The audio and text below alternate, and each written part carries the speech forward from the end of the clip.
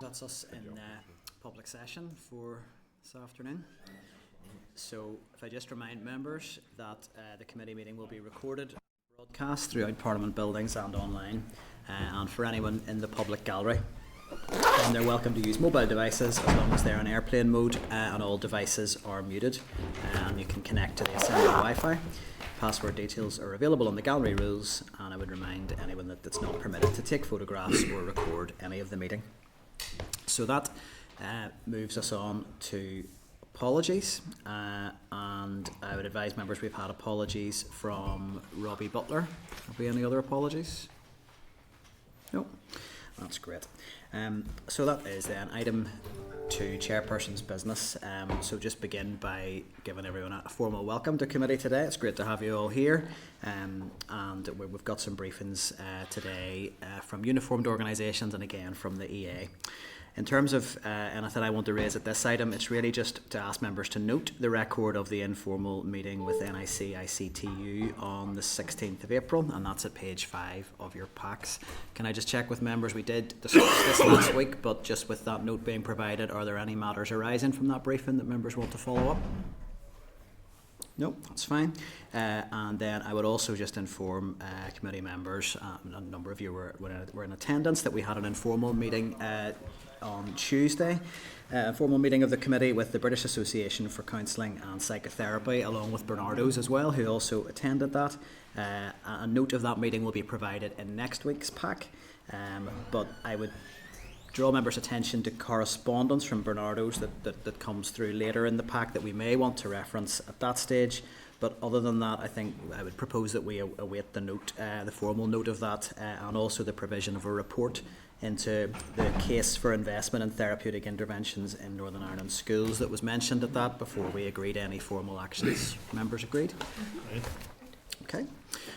That's great. So that moves us on to item 3, which is matters arising, of which I have none, unless anybody wants to raise anything. No, that's grand.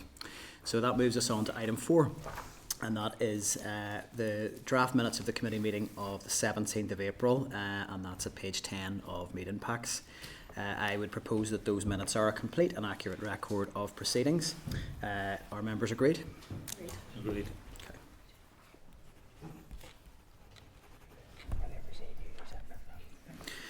Okay. So, item 5, and I think this is our briefing from the uniformed organisations, who I see have been brought in already. So I'll let you guys get settled, and then we can do introductions. So I would refer members to a briefing paper from the clerk at page 18. There's also, in relation to issues to do with youth services, a Department of Education briefing paper on youth service funding at page 19, and then the briefing from the uniformed youth groups, and that's at page 3 of tabled papers. So I'll just do very brief introductions, and then it'll be over to you guys. So with us today we have Lisa Keys, Chief Officer from the Boys Brigade, Northern Ireland. We have Claire Flowers, Chief Executive of Girl Guiding Ulster, Patricia McDermott, Executive Officer of the Catholic Guides of Ireland. We have Jonathan Gracie, Chief Executive of Scouts NI, and Ronan McGibbon, the Provincial Commissioner of Scouting Ireland. So you are all very welcome here today, and would like to thank you on behalf of the committee for giving your time to us today to brief us on the issues impacting your organisations and the organisations that you represent. We had hoped on our agenda to have a sort of a broad range of stakeholders in. Unfortunately, we weren't able to make that happen for this week, but we're really glad that you're here to bring the perspective of the uniformed organisations. We have the EA officials in with responsibility for youth services later in the meeting, so no doubt the information that you give us today will help inform some of the questions that we'll want to bring to the EA later in the session. So at this stage, I will hand over to yourselves. We would ask if you could bring an initial presentation of up to 10 minutes, and then we'll move to question and answer. And I would just remind members, and for anyone presenting, when we get to question and answer, I'd be proposing that each individual inquiry take no longer than 5 minutes. So that's the sort of space to cover the answers in. But over to you. Thank you. Good afternoon, and thank you all for the invitation to come here. I'm Lisa Keys, Chief Officer of the Boys Brigade, and we're coming as a collective of the 6 uniformed organisations. We have an apology from our colleague Gail from Girls Brigade. Gail's out of the country, so unfortunately was unable to make this, but is very much part of the collective in whom we are presenting on behalf of. We love our work. We love what we do with children and young people, and across the 6 organisations there are over 45,000 children and young people who attend one of our organisations every week. There is strength in the diversity of our organisations. Whilst we all have the same common purpose of providing youth services to these children and young people, we each have slight differences, which means that children and young people choose an organisation that best suits them. We are blessed to have over 15,000 volunteer leaders between the 6 organisations, and we have small but dedicated staff teams who help to make sure that everything runs smoothly, that the compliance issues are covered, that the safeguarding issues are addressed, that finance, recruitment, and all of those kind of statutory things are covered. But also what our headquarter organisations do is we provide a broad programme, we provide training, and we provide support to our leaders. Children and young people love coming to the organisations. Why can I confidently say that? Because they tell us that they do, and they keep coming back. Volunteers love being part of our organisations. Why can I say that? Because they tell us, and they do come back. However, the landscape for volunteering has been impacted by the COVID pandemic. Children and young people are not the same as they were 20 years ago. Children and young people are presenting in different ways, and our volunteer leaders have to try and engage with them as effectively as they can to make sure that they are getting as much from our programmes as they possibly can. But that puts an added pressure on the volunteers, which in turn puts an added pressure on our headquarter organisations to be able to provide and equip the volunteers so that they can do the very important work that they do on the front line. You've seen in our paper a few of our challenges, and some of my colleagues are going to outline some of those challenges for you, just to give you a flavour of the context in which we work. Claire. Thank you, Lisa. Good afternoon, everyone. Some of the challenges that us as uniformed organisations face is funding. We are very grateful for the funding that we do receive from the Education Authority. We receive regional strategic funding. The 6 organisations combined receive approximately 750,000. This is to equip our organisations to deliver all the programmes and services and support to volunteers. When you break that down amongst our membership, that equates to £12.50 per person per year. And we have to do an awful lot to meet the demands of our volunteers and our young people, which are increasing upon us due to regulatory demands. We are all charities in our own right, and we have lots of bureaucracy and admin to deal with, as well as lots of funding reporting to do, which we feel is also disproportionate to the amount of funding that we receive. We would appreciate, obviously, a bigger budget, which I'm sure everybody is coming to the Education Committee to ask for. But our funding at the moment is capped at 150,000 for headquarter organisations, which doesn't allow us to do everything that we would like to do. And the majority of us use that money for core staff, because staffing and core costs are very difficult to come by from other funders. Lisa has already touched upon the fact of recruiting volunteers. This has become increasingly difficult following COVID. We all took a massive decline in volunteering, up to maybe 30% of our volunteers. That then has a colossal impact on the children and young people in our organisations. And again, whilst we at the moment are in receipt of funding from EA for volunteer funding, that is time bound and is due to finish in September. This means that we can only value our volunteers for a certain amount of time. It's not that we don't want to do it, but we feel that we need to recognise that, and that funding needs to be sustainable, that it can't just be for 1 year or 6 months as we are getting at the moment. We ourselves run large organisations and need to be thinking of 3 to 5 years in advance. And without the guarantee of funding for more than 1 year, that puts a considerable strain on us, on our volunteers, and knowing whether we can pay our staff at the end of each year as well. Another issue that we're facing at the moment is the availability of venues. As youth organisations, we rely heavily on churches and also schools to provide us with access to be able to deliver our programmes. With the merging and closure of churches, this is going to become an issue going forward for all of us.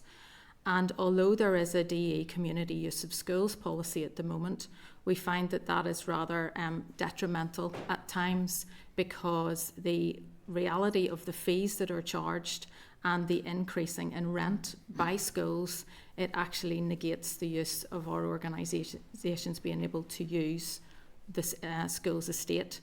If that could be opened up more for community use, when we need it is not necessarily when the schools need it, because we need it at weekends or in evening times, and it seems like a good use of the school's estate whenever there is other organisations, not just ourselves, but community organisations needing access to venues. I would also like to let the committee know that some of us also have outdoor education centres, which are extremely good fun for the children.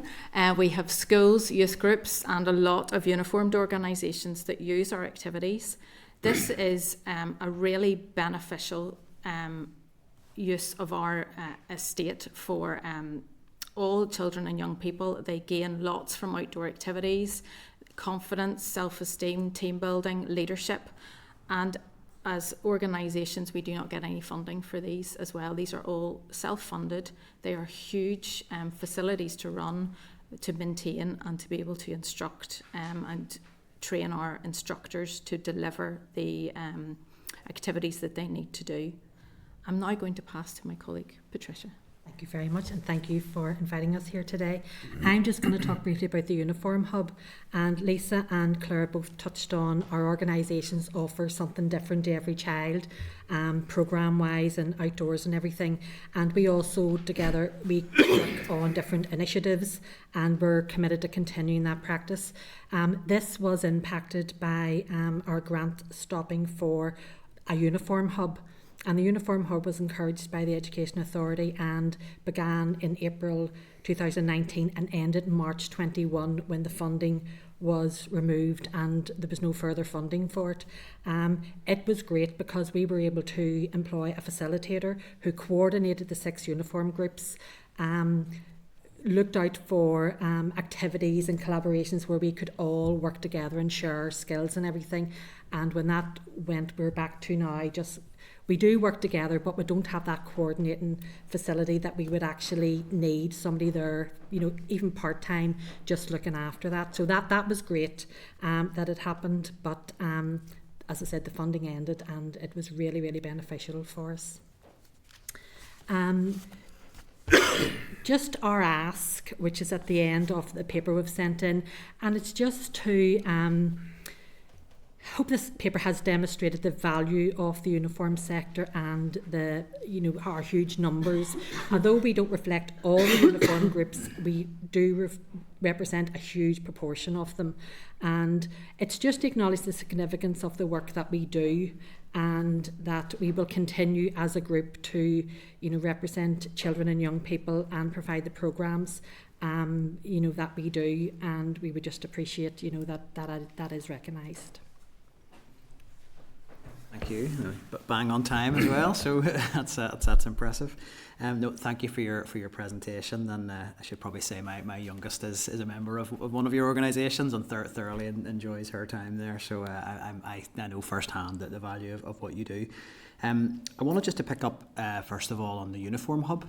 If you could give us a little bit more detail on exactly what that uniform hub delivered for your organisations collectively, and a sense of how much funding was going into that, and the impact of losing it. Just a little bit more detail on what really that was delivering for your organisations. I'm sort of going to field really the questions on behalf of the panel and sort of divide them out as maybe the right person or best person to speak to them. I'm happy to take that one. We were approached by the Education Authority to formalise our structure, where the 6 of us that have staff teams have the headquarters like this. We come together.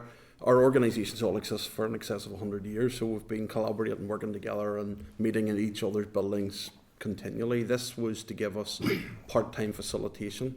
So the total grant was in the region, and Claire, I think you can maybe keep me right, it was between 25 and 30,000 a year. So it was a part-time post. It was a little bit of cost towards maybe office accommodation if that was needed, printing and stationery, a little bit of travel because our events, we try not to be Belfast centric with all that we do. We want to be in all of the province, and so that money was small considering our reach, geographically, numerically, volunteer wise as well, but it was a big loss to us when it went away. Now, we still exist. I've said we've been here for in excess of a century. We hope to be here for at least another one, if not many more to come.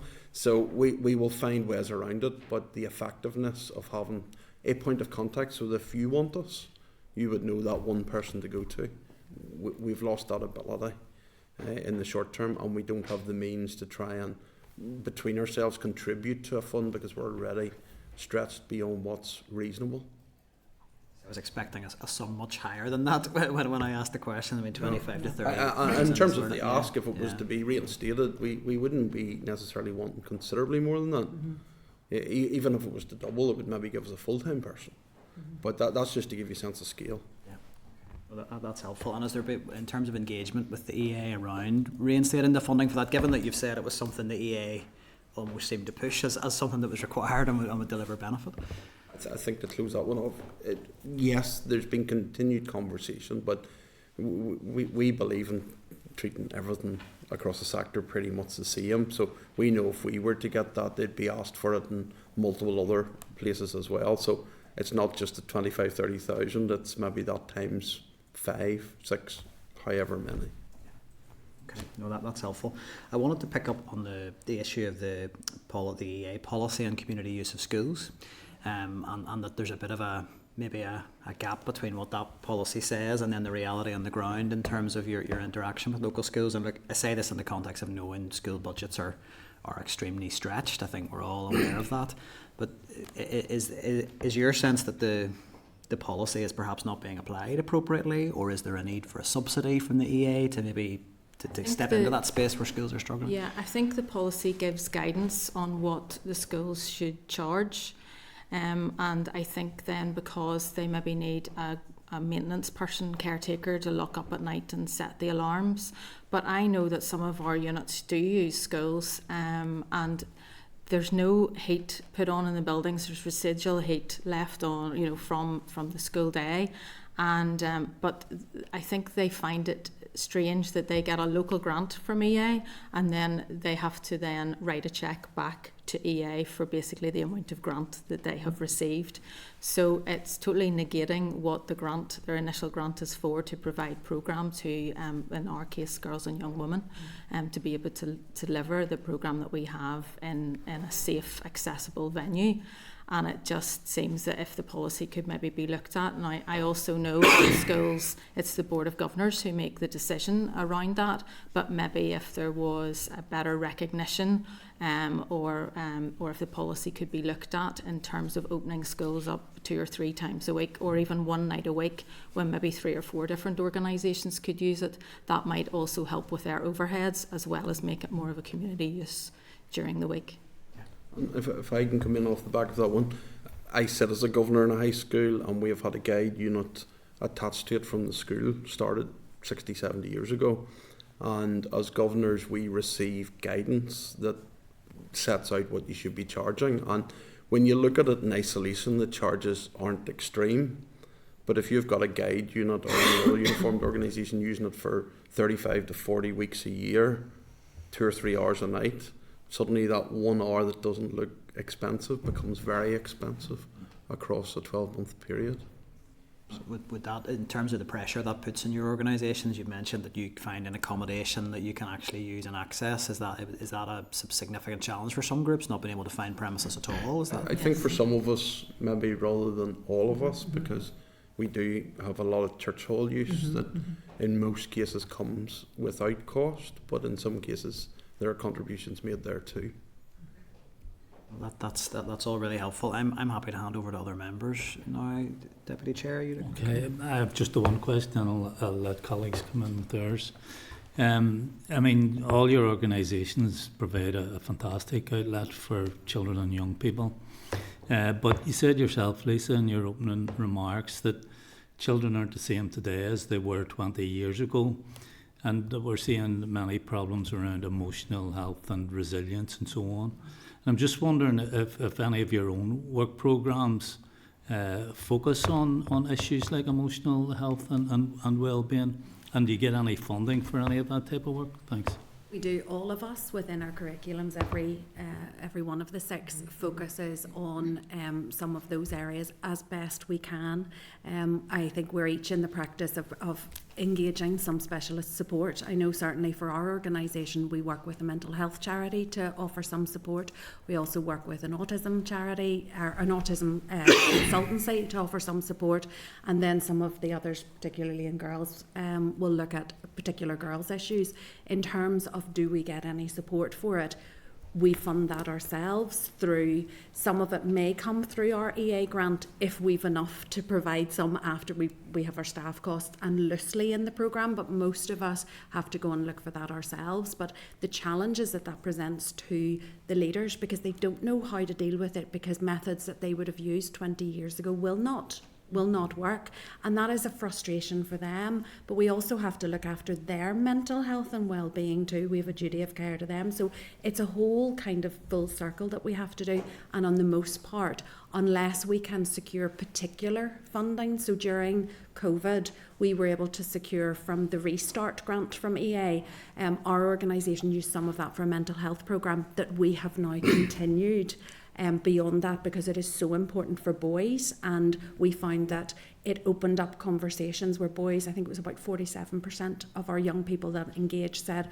until then they didn't know that they could actually talk to somebody and raise some of these issues. So it is a big issue, and funding continues to be a challenge. However, we continue to do it in spite of not having funding provided to us. It's still part and parcel of what we have to do to address the needs of children and young people that are being presented. And have you noticed any big difference since the pandemic?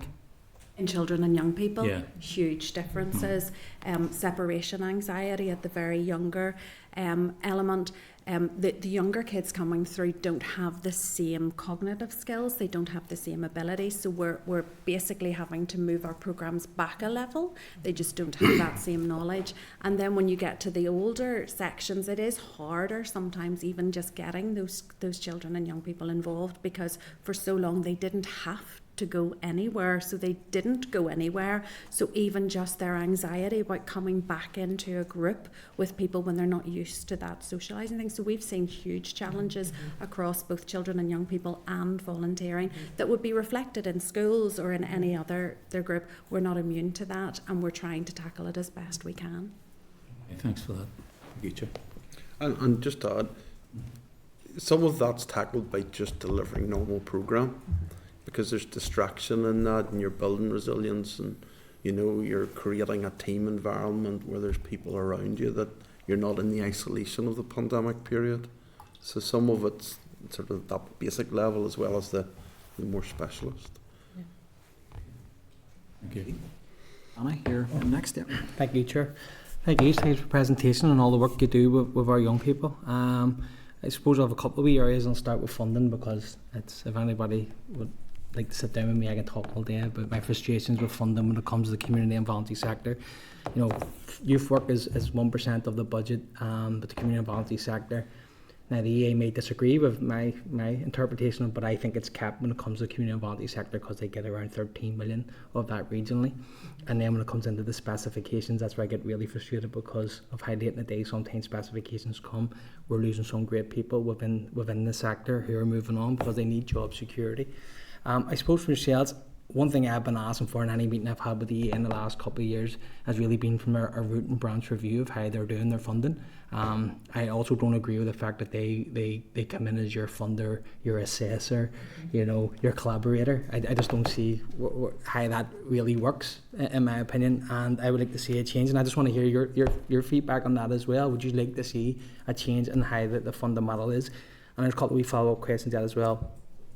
And again, they'll disagree with me because, and I'll take it up with them afterwards again, because I had a 2.5 hour meeting with them last week and we agreed to disagree.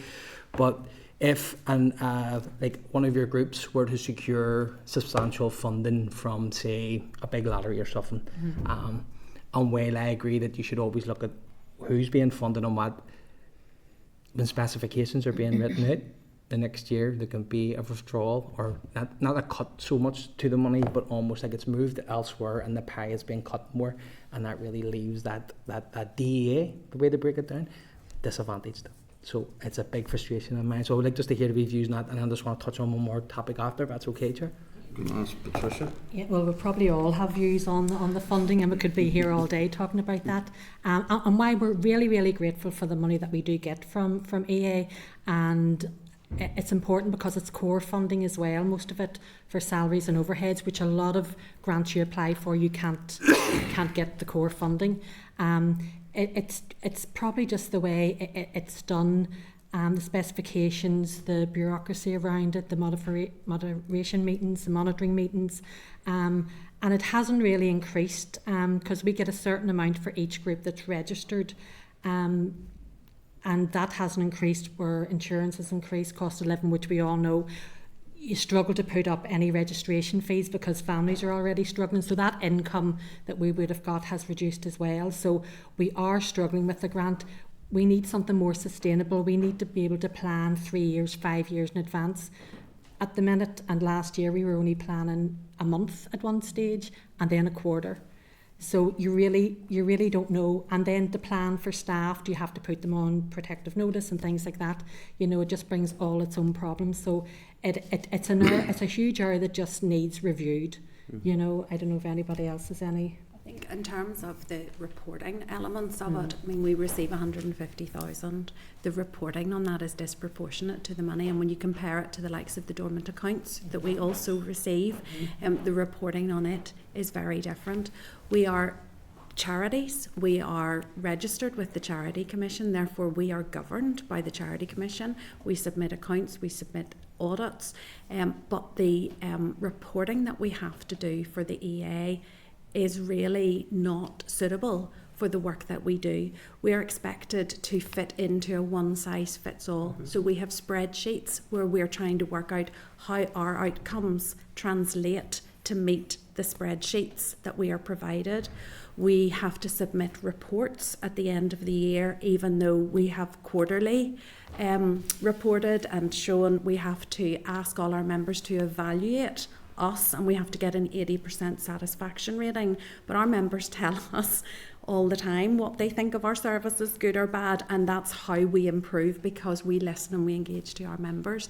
And so we spend quite a bit of our time in EA meetings, in EA moderations and EA reporting, and whilst that is valuable in terms of making sure that we are accountable for the money that we get, it takes us away from delivering services to our leaders, and at times it provides or it causes a big barrier when we try to articulate this.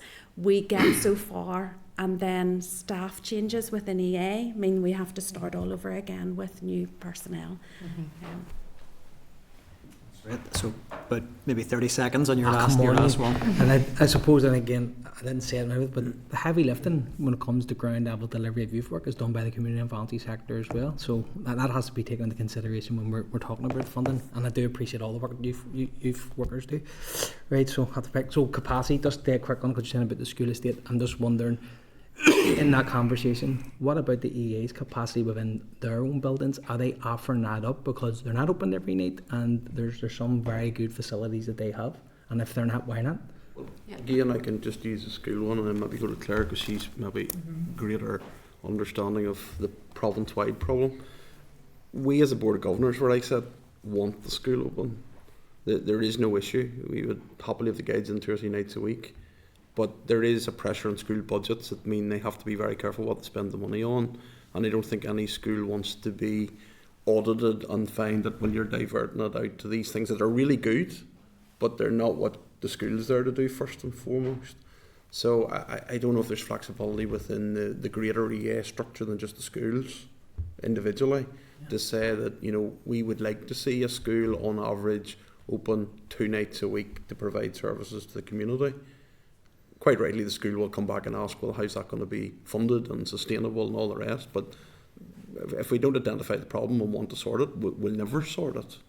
So that's where we're at. As a school, where I can speak for, we've carefully managed and got by, but we're at the point where we need to be careful now.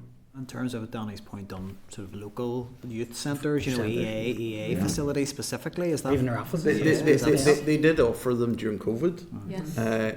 but the difficulty there was at that point in COVID, a lot of churches did just close right down, and probably rightly so because of vulnerable groupings that would have been in and around those if they were open.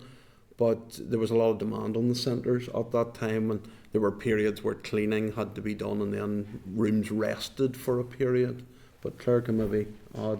Yeah, I went back to ask EA about availability, but because of their own youth clubs, then there was very little availability, and they weren't necessarily in the areas that we needed them to be in as well, which was one of the issues. There was, you know, a possibility, but it just did not work for us, and their availability not great. Sure, just one thing to add to that. Good afternoon, by the way. One difficulty that I'm encountering in supporting one of our local groups at the minute is there seems to be an inconsistency with EA in terms of how they manage their centres in terms of access to groups like ourselves. In the sense that I know one group is trying to access a centre outside of the Monday to Friday 9 to 5 to provide scouting programme to young people. And they're having a lot of difficulty because the centre doesn't want to open outside of 9 to 5 because they're comfortable the way they are. And I can understand it from their perspective too. But from our perspective, we have young people there who we want to get outside, work with, build the kind of key areas of growth that we are working on week in, week out. And that's kind of a barrier being put in our way. Thank you. Kate? Thank you, Chair, and thank you for your presentation and your briefing, which I found really useful. And the Chair's already touched on the use of community use in schools policy, and I think it would be worthwhile for us to write to the department about that and opening it up. Can you talk to me a bit more about the issues around volunteering?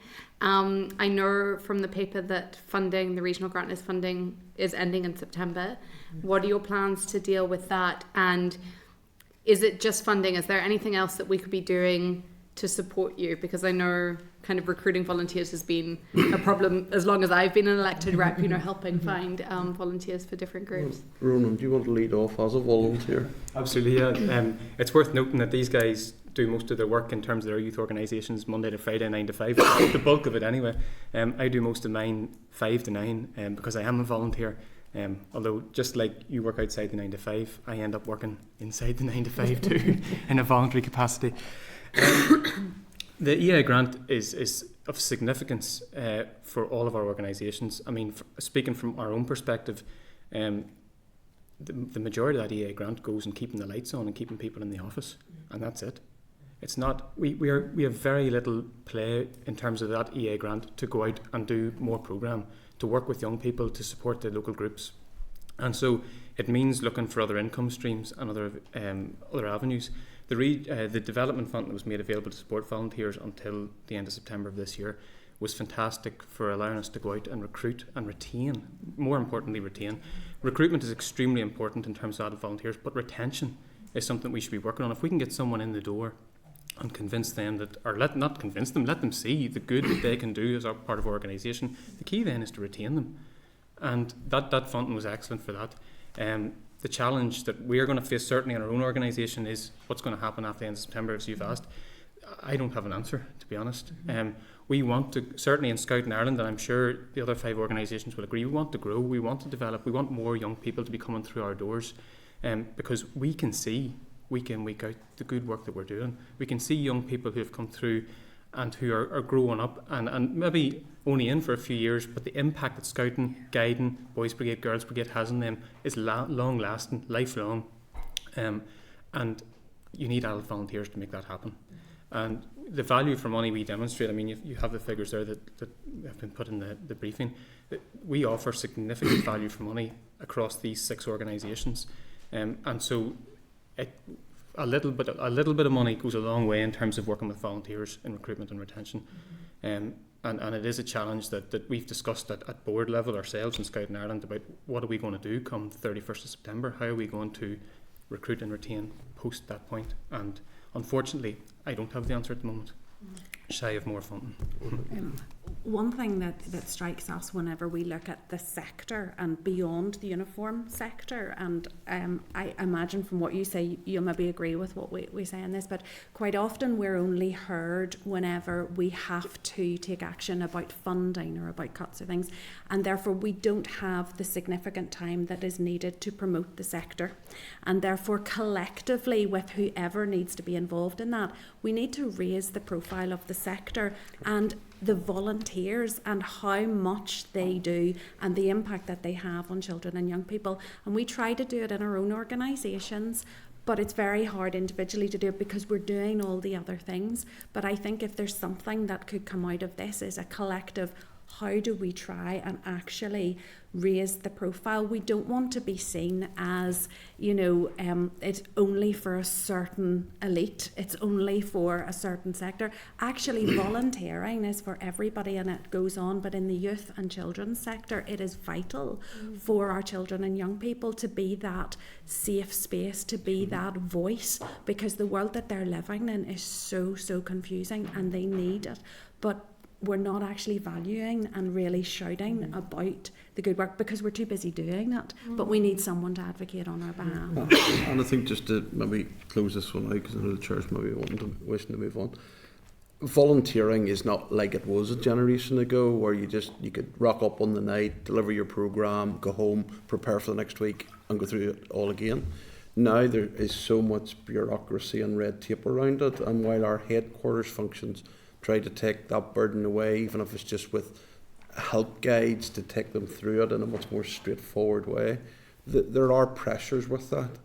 If our volunteers have another night to give, they'd rather be with young people delivering face to face than sitting in their own home doing paperwork. So for me, that's definitely an issue. And I think the other thing is we're always looking for ways to diversify our leadership as well. And I think Northern Ireland has changed a lot in recent years. And one of our exciting projects that we were just chatting about in advance of this session is we started an Islamic Scout group in the centre in Belfast. 40 nationalities connected, volunteers queuing up, potential new leaders queuing up in massive numbers. But that still in itself, while really exciting, presented a challenge around translation. Working through safety, safeguarding, but a really good news story. But who heard that story? It's as Lisa suggested, there's not really the avenues to amplify the good news because we're all so busy just doing. Yeah, and we need to do that because the young people need us to do that. But where is the bit that will shout it for us because they recognise what we're doing instead of just leaving us to it? Thank you very much. When I don't know if you went when you were Lord Mayor, but when I was in Mayor of Belfast, I had a great day at Ardna Valley. Yes. And I think that's one thing as politicians we can do as well. We can help promote. So please keep us updated on things that you are doing that we can spread through our grassroots communities. And I'd love to hear more about the Islamic Scout group. Yeah, that sounds pick it wonderful. up with me, definitely. Yeah. Yep. And I just wanted to add, a lot of our groups actually have waiting lists as well. So we recognise our need to recruit volunteers because we could probably double our numbers overnight if we just had the people in doing it. So that's important. Just to add a figure to Patricia. Sorry, Chair, I know you're wanting to move on. It's But fine. just to contextualise this, I volunteer, as well as working at this level, I volunteer with my own group in Uri. We have 120 youth members in our group in Uri. It's existed since 1945. We have a team of 23 adult volunteers at the minute, working with those 120 young people. and I had to cut the waiting list off after 130 parents have contacted us since September this year. There's huge demand out there for this. We need to get adults recruiting. We need to raise the profile so we can get adults into volunteers, so that we can take those young people and let them benefit scouting, guiding, Boys Brigade, Girls Brigade. I think it's absolutely the case that sort of post-COVID context we're in created challenges, but it has really upped demand. I think, that period of lockdown, it left a lot of children and young people desperate to get back into these kind of activities, and that's obviously there is an issue. And simply with to add to that point is value for money. Like, a lot of us have had children in various things, and youth work, and particularly uniformed youth work. It's tiny cost compared to sports organisations and swimming lessons and music and other things, and we want our young people to have a range of experience to help round them as well and prepare them for later life. So maybe worth noting as well, the Department for Communities has responsibility for the volunteering strategy for Northern Ireland, so it might be worth maybe as an action just seeing how that strategy can support your organisation, so we can maybe consider that as well. David, you're next. Yes, thank you, Chair. First of all, to say thank you for the work that all of your organisations do. I think there can be very few young people in communities that haven't been touched in one way or another and had their childhoods formed in some way by your organisations. I was a BBE boy myself, second cumber, and spent a few days down at Ardenne Valley as well. And campaigners who are not represented here, I was a leader there as well. And I know that's the case with many of my friends as well. Some of the questions I was going to ask have probably been the main themes of the discussion around how COVID. I'd maybe be interested to actually explore how programmes within your individual, I know we've heard from BB, but individual organisations have adapted and changed since COVID, because we've heard that an awful lot about schools, about the changing nature of the children as they come forward and how they've dealt with that. And your organisations seem almost uniquely placed to provide a social environment, with a safe and social environment for kids to try to rebuild from that time where they were isolated. So maybe just to touch on that on probably an individual basis from the other organisations, has there been noticeable changes in how your programmes have run, and how have you done that? We've heard about the council, and I think being involved from BB sort of side of things. What about the others? I think it's fair to say we constantly change and adapt, so COVID was just the latest reason to do that. I suppose to varying degrees we're all outdoor focused organisations at points of the year, so when COVID allowed you to meet outdoors, we got on with programme outdoors. Before that it was online, and we've embraced that, certainly for leaders, a lot more to try and make volunteering easier by retaining the good bits of Zoom and Teams and all of that where possible. In terms of programme, it's always an evolution. We're always adding to and dropping bits that are less popular. We were just discussing before we come in, how do we describe ourselves? Because at times we have to note that we're volunteer-led, because as Lisa's touched on, if we weren't doing the right thing, our volunteers wouldn't be slow to tell us where we're missing something that needs done. But also we're youth-led, increasingly youth-led, and have been for at least a couple of generations now. But our youngest sections are choosing what they do week to week. It may be from a range of options to work towards a particular badge or award structure, but they're leading us. So by asking them, you're hopefully meeting their needs, you're relating to their interests, you're giving them what they want. And Lisa touched on it as well. How do we know it's working? They keep coming back. And at younger ages, that's maybe because families come as a unit or parents encourage them out. As they get older, certainly as my children got older, they chose themselves. And, if they keep coming back, then you know that you're meeting a need. So there are social spaces and all the rest, but I'll just maybe go down the rest of the line. Patricia, do you want as to Jonathan pick that up? said, you're constantly updating your programme. We're reviewing our Signet, which would be our primary one age. We're reviewing that and the wee badges they do as well. We've also been involved in initiatives like Scamwise, so you're trying to make your programme very modern too.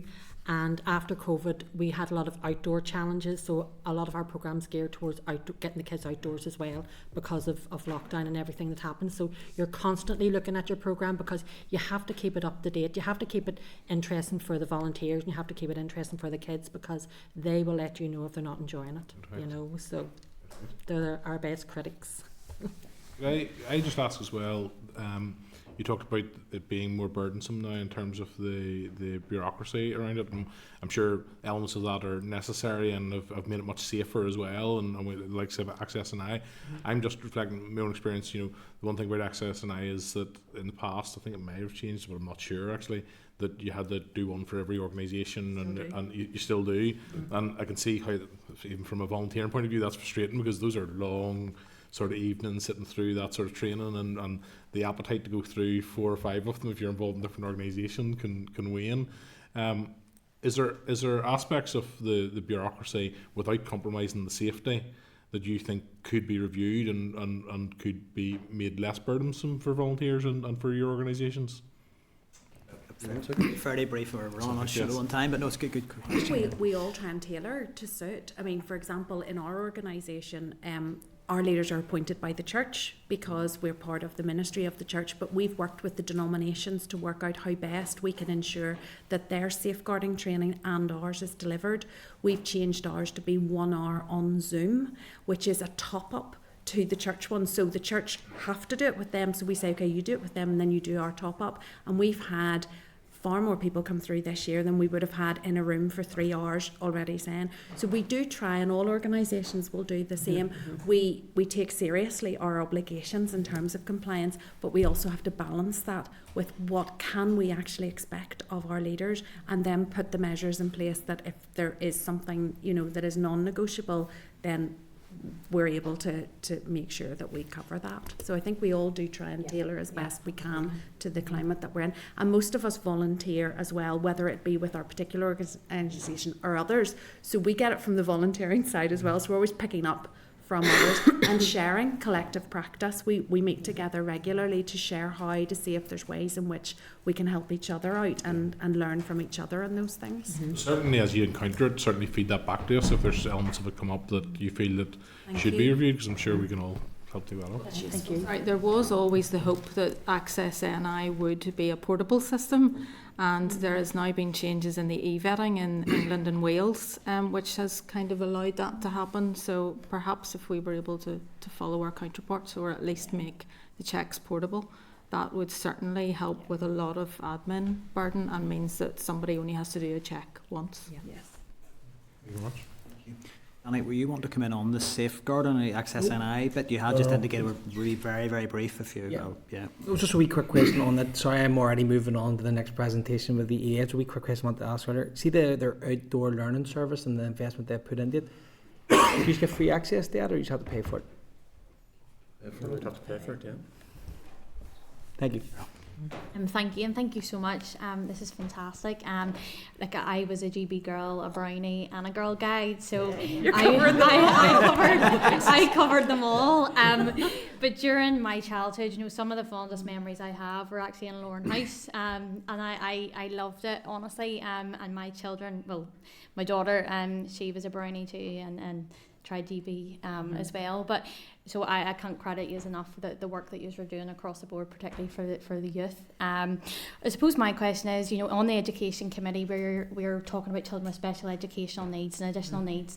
I'm sure you're feeling that within your organisation. So it's just a question: how are you dealing with that? How are you supporting children with additional needs to be able to be part of your organisation and feel as included as possible? I think we all run specialist training at various points of the year, from challenging behaviour to various maybe disability training sessions where we bring in the experts who really know. And because our reach, the 15,000 volunteers, we often find we've got people who in their professional life can then share something of that within the sector. There's times we've done that as individual organisations, other times we run it across the 6. It's not very long ago we had Autism NI doing it. Through the Uniform Hub, actually, so Yes. that's one of the outcomes where we were able to facilitate that and get a group rate for Yes. us all, and a facilitator and someone to handle all the bookings collectively and give us the prods to do that. Sorry for No, complaining. you're quite Just all right. came to me. I mean, from our point of view, it's also needs driven. You know, so much of life now is you have to argue for the need. So when the need comes to us and there's a particular leader or group or setting that needs support, quite often when we ask around, others feel the same way, and suddenly there's viability. And that viability, again, could be within the organisation itself or across the hub. I don't know if anyone else wants to specifically pick up on. No, we if you do it would have, differently. Children and young people in our organisation where they do have needs. Sometimes the parents won't tell you because they think they won't be allowed to join if they have that, but that's not the case. And you just work your programme around them, and do whatever you need to do in your programme so they can be part of it. You would never turn a child away. It's not fair. Yeah, we are all-inclusive organisations, and in our organisation we have adjustment plans. So our leaders will meet with the parent and go through an adjustment plan to find out, what are the triggers or what are the things that they need to be aware of, and get to know the child before the child even comes to the unit, to make sure that if they need quiet time or if they are socially anxious or whatever, that is all taken on board before they come to the unit. I think it's fair to say, though, we do what we can, but our leaders are not teachers, and teachers specialist teachers have challenges in terms of capacity and numbers, and so our leaders do what they can, but they're often dealing with 2 or 3 different children who present in different ways, even though maybe they are similar in some ways, if you know what I mean. And we've just done some training with Eden Consultancy in terms of how do we do that. Our training was oversubscribed, but our problem is that, we obviously have to pay for it because it's valuable and whatever, but we don't have the budget to do another session this year. We're going to have to wait until next year to see where we can get that. But that's difficult. But they've also reviewed all our resources, so we're currently updating those to have toolkits for the leaders to help try and equip them. But it is a real challenge, and one that leaders struggle with, I think, because they just feel that sense of, I don't know what to do, and this is wrong that I don't know what to do, but I'm doing my best. And it's about being responsive. So when the need arises, they want the answer there and then. Yeah. They haven't maybe foreseen 6 months ago that they're going to need to go to that one training course in the 12-month period. So, we do try to be flexible insofar as we're able to be. No, I really appreciate that, and as I say, it's great to hear even from the hub that you can all benefit, and I suppose that economies of scale, you can draw down the benefit of it, for the young people. So it's great to see how proactive you're being. I've no doubt it's a challenge, but as I say, we're here to support and promote this for you as well. So thank you very much. Thank you. Cheryl and Cara. Thank you, Chair. Thank you all so much for being here. I've met children from all of your organisations, and they speak so proudly of the work that you have done and the confidence that you've given them and the level of self-development that they've experienced through your organisations. And I remember years previous speaking at your event, and just how courteous and switched on the young girls were. It was just incredible. I have 2 questions. I'll go to yourself there, Jonathan. I had a really positive experience at Scouts in Coleraine. We were playing Hungry Hippos, and I got to get involved with all the kids there and actually talk a little bit about politics and how our institutions work here. And I had a really positive experience. The Scouts there there was 2 new children who were Ukrainian refugees, and it was really beautiful to witness. The children couldn't speak much English, but it's just, they were so celebrated, and it was the young people just really through play were essentially just so welcoming, and it was such a safe space and an environment for those children. So I just have to compliment the staff there. So just on that then, with each of your organisations, I suppose, when it comes to newcomer children, asylum seekers and refugees, are they made aware? It was actually through chance that these Ukrainian children had been told by a neighbour there's actually a group down the road for young people. So I'm just curious what that looks like when newcomers come to a local area. Are they informed that your organisation is there and available for use? And then also looked after children, another marginalised group and vulnerable group of young people. If they're, for example, in a residential home, are they notified, or the children notified your organisations are there and perhaps can attend and would look after children often be seen in your organisations? I suppose I can maybe briefly touch on both of them and then open it up to the others. I mean, in terms of those families that are coming into the country and don't know the services available, there's definitely more work can be done on it. Touching some of the other earlier comments, how do we do that? Because we've finite capacity of people, we've finite resources. To be great to have leaflets, because quite often when we do leaflets that are wide-reaching, they can be for all the organisations in one go, which means that we're facilitating that local choice as well. So it's probably through social media, word of mouth, seeing it, because it's that if you see it, you can be it kind of moment. That if you see them gathering at the local church hall for whatever the flavour of uniformed youth work, well then a crowd brings a crowd sometimes. The second part of your question then around looked after children, I don't know if Robbie Butler's still on your committee. I think he is. He is, Had he's normally apologies here. for Robbie today. I'll talk to the chair then. He probably be well though. Yeah, I mean, Robbie's a good friend to the uniform sector, and particularly BB, where he has served for many years. I, along with my development worker, met Robbie in recent months, and we chatted through how even to foster parents we could be getting the word out. It's just sometimes what's the right route in, and Robbie is currently trying to set up some meetings for us to have with fostering NI and looking into the children home settings. I think it would naturally bring some challenges for local leaders, because sometimes the children are maybe in a community for a short period of time and away, and so some groups might have to adapt because it may not be worth investing in uniform and other things, and how does that play out on the ground when they have a certain way of operating. But I don't think any of the stuff that Robbie, Vicky and I chatted through that morning are insurmountable. There's ways to get around every matter, really. And we would be really open, all six of us, or the six organisations, Gail included, that's not here today, that we would be very open to including fostered and looked after children.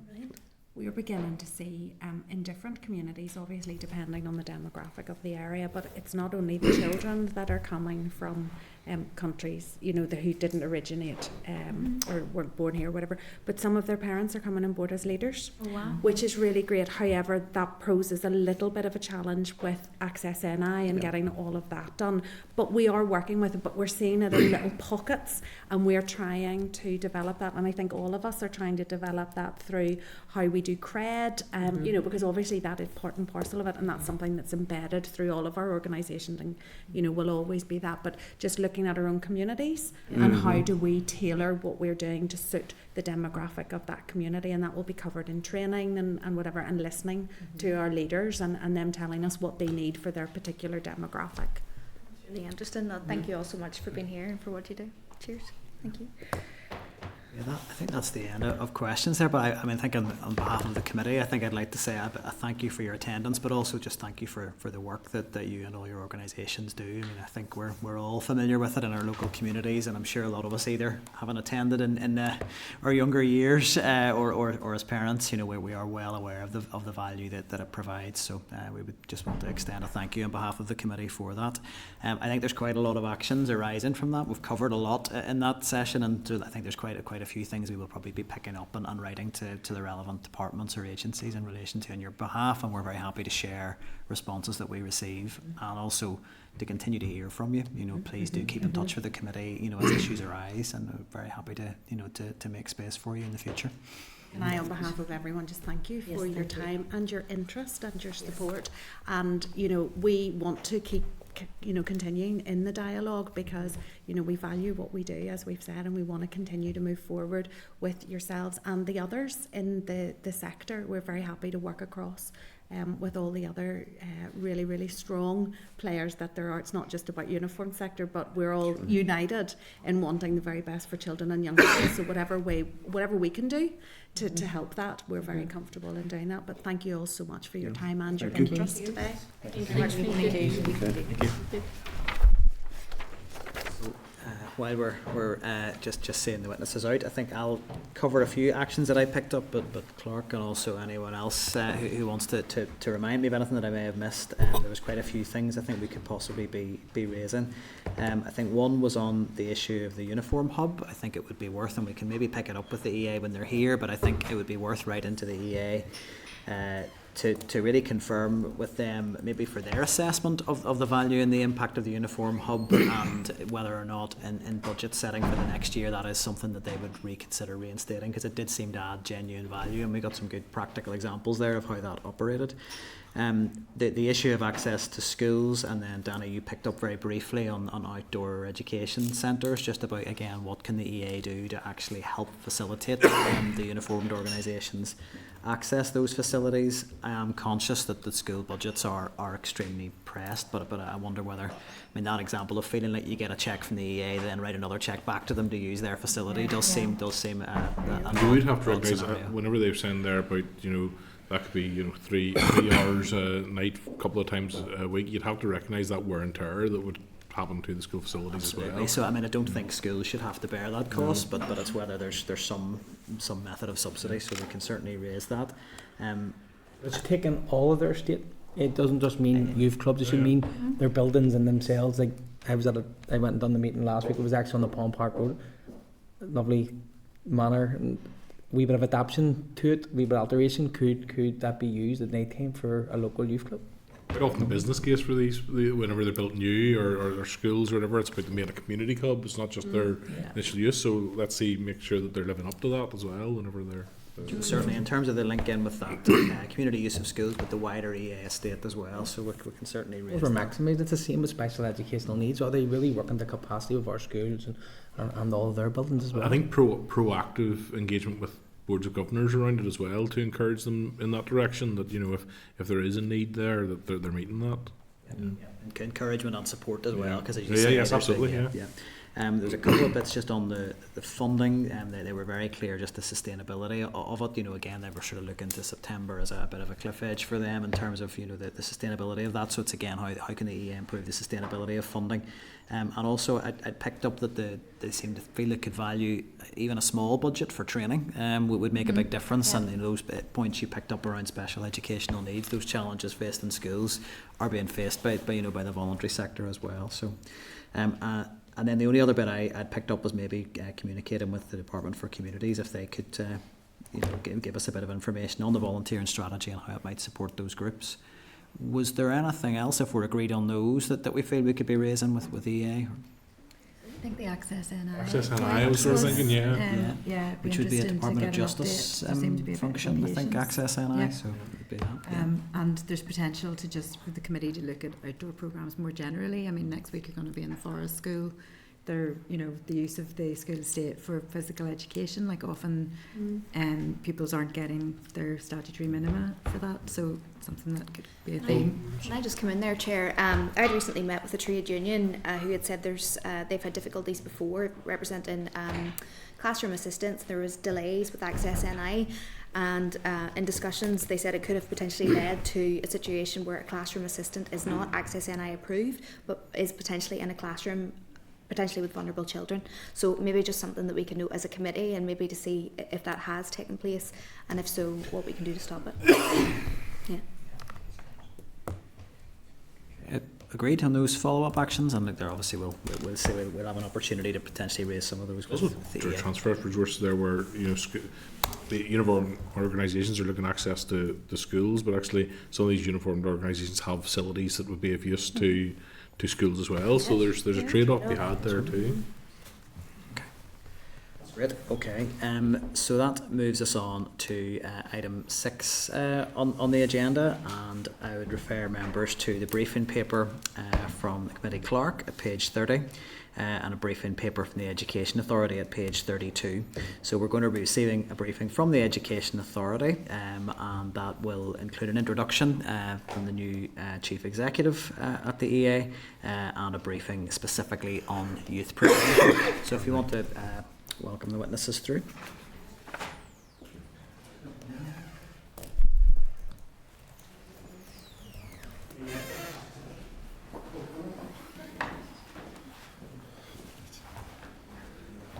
Richard, yeah.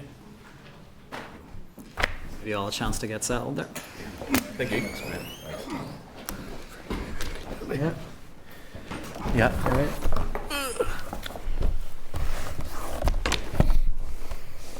So, good afternoon, everybody, and thank you for attending the Education Committee this afternoon. So I'd like to just take the opportunity, first of all, to welcome Richard Pengelly, the new Chief Executive of the Education Authority, your first time here before us, so thank you for your attendance today. Dale Hanna, Director of Children and Young People Services, Michael Hogg, Head of Service for Children and Young People Services, and Lindsay Braniff, Head of Youth Services, local delivery specifically. So you are all very welcome today. I'm not sure what format exactly the presentation will take, if we're going to hear from Chief Executive first, and then maybe from on the youth service side specifically. But I'll hand over and ask if we get maybe up to 10 minutes of an introductory presentation, and then we'll move on to questions and answers. So over to you. Thanks very much, Chair. And I don't want to make a habit of correcting you, but can we just emphasise it's the very new Chief Executive, so new that he knows very little about the subject matter. The format today is, if you don't mind, I was just going to say a few words and then pass over to colleagues, Michael and Lindsay in particular, who are the brains in terms of the youth provision. I basically wanted to, for want of a better word, hijack this session very briefly at the start. Just this is the middle of my second week in post, just an opportunity to come along and introduce myself and say hello.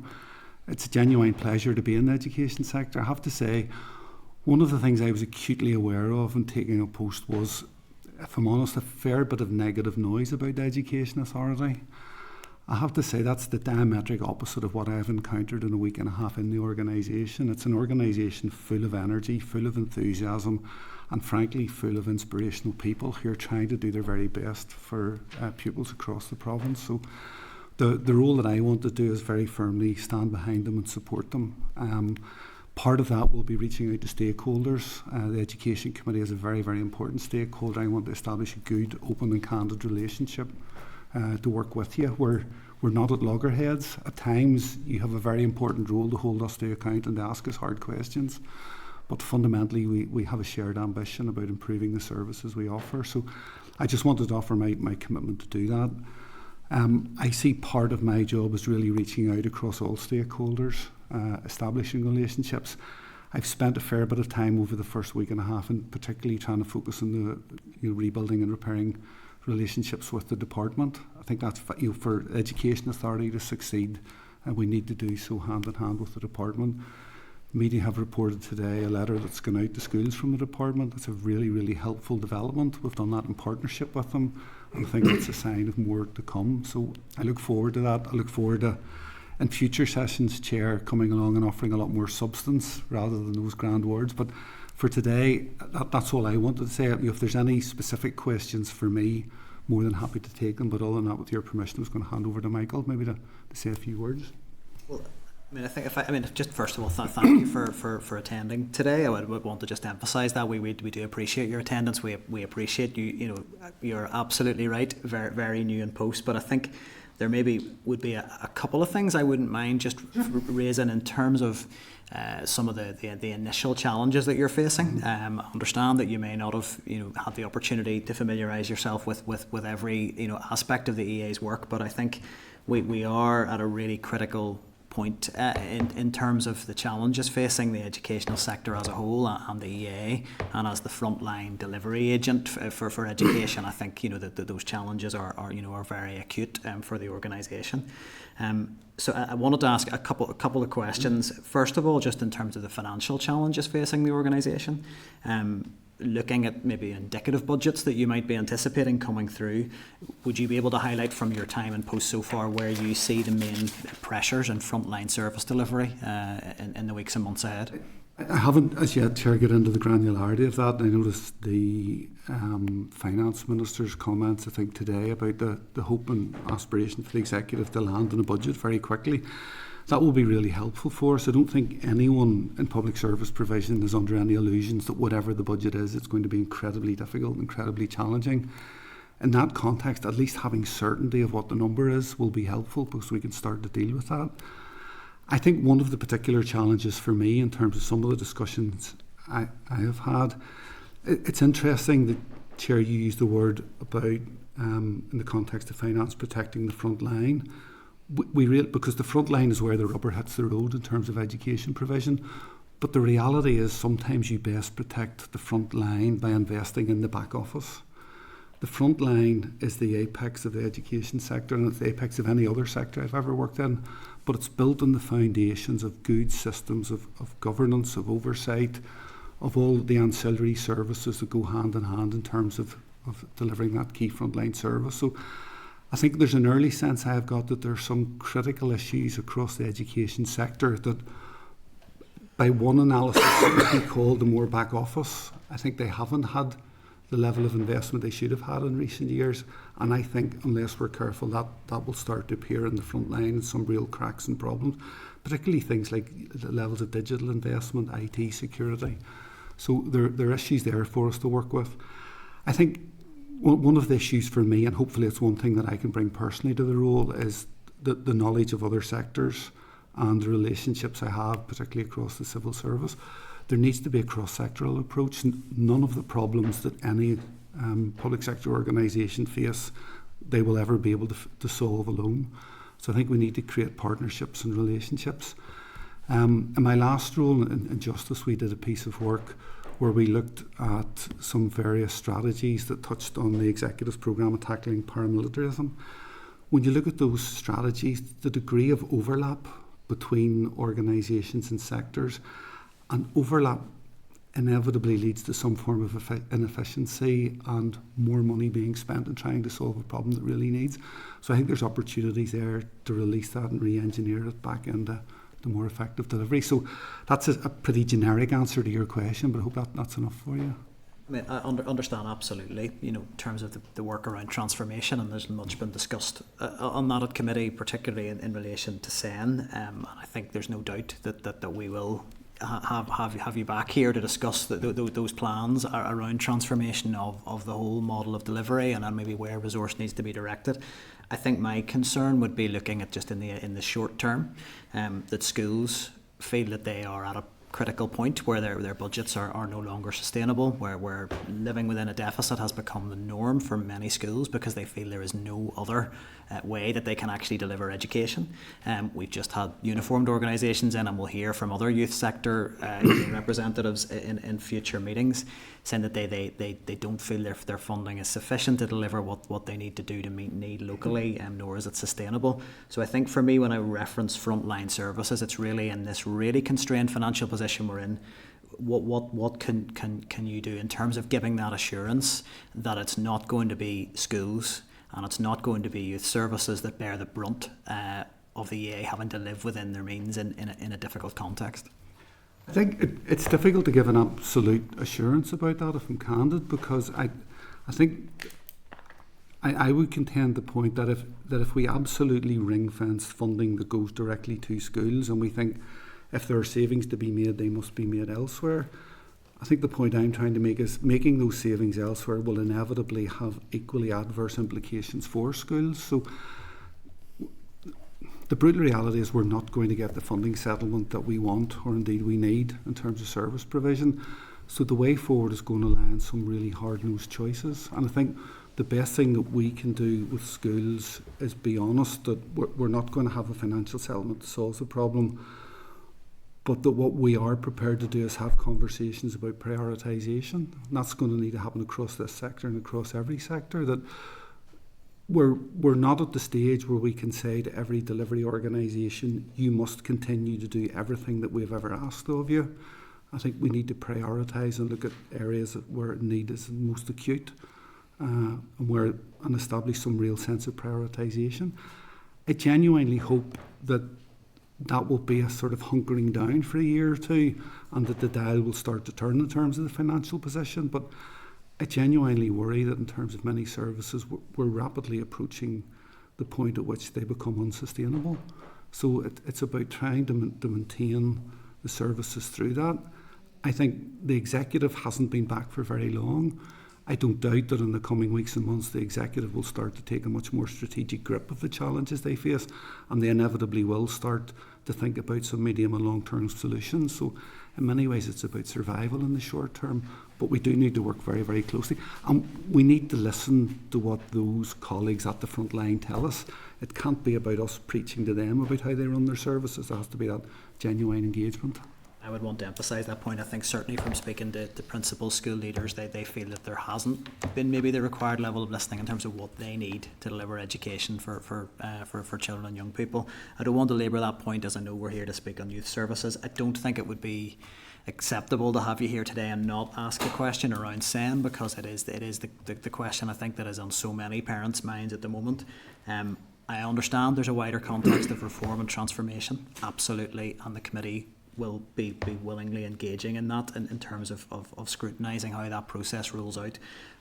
but from the committee's perspective, it's clear there is a crisis that is facing us in September. We had departmental officials who were at pains to tell us there is no crisis because we know about it. I don't think knowing about something doesn't mean it is a crisis. In terms of where we are looking to September, we've had a letter from the Permanent Secretary pleading with schools to work with yourselves. What would you, how would you describe the current state of affairs, and what's the plan to we are regrettably in crisis management, and I don't think our children deserve to be dealt with in that way, but this is the situation we find ourselves in.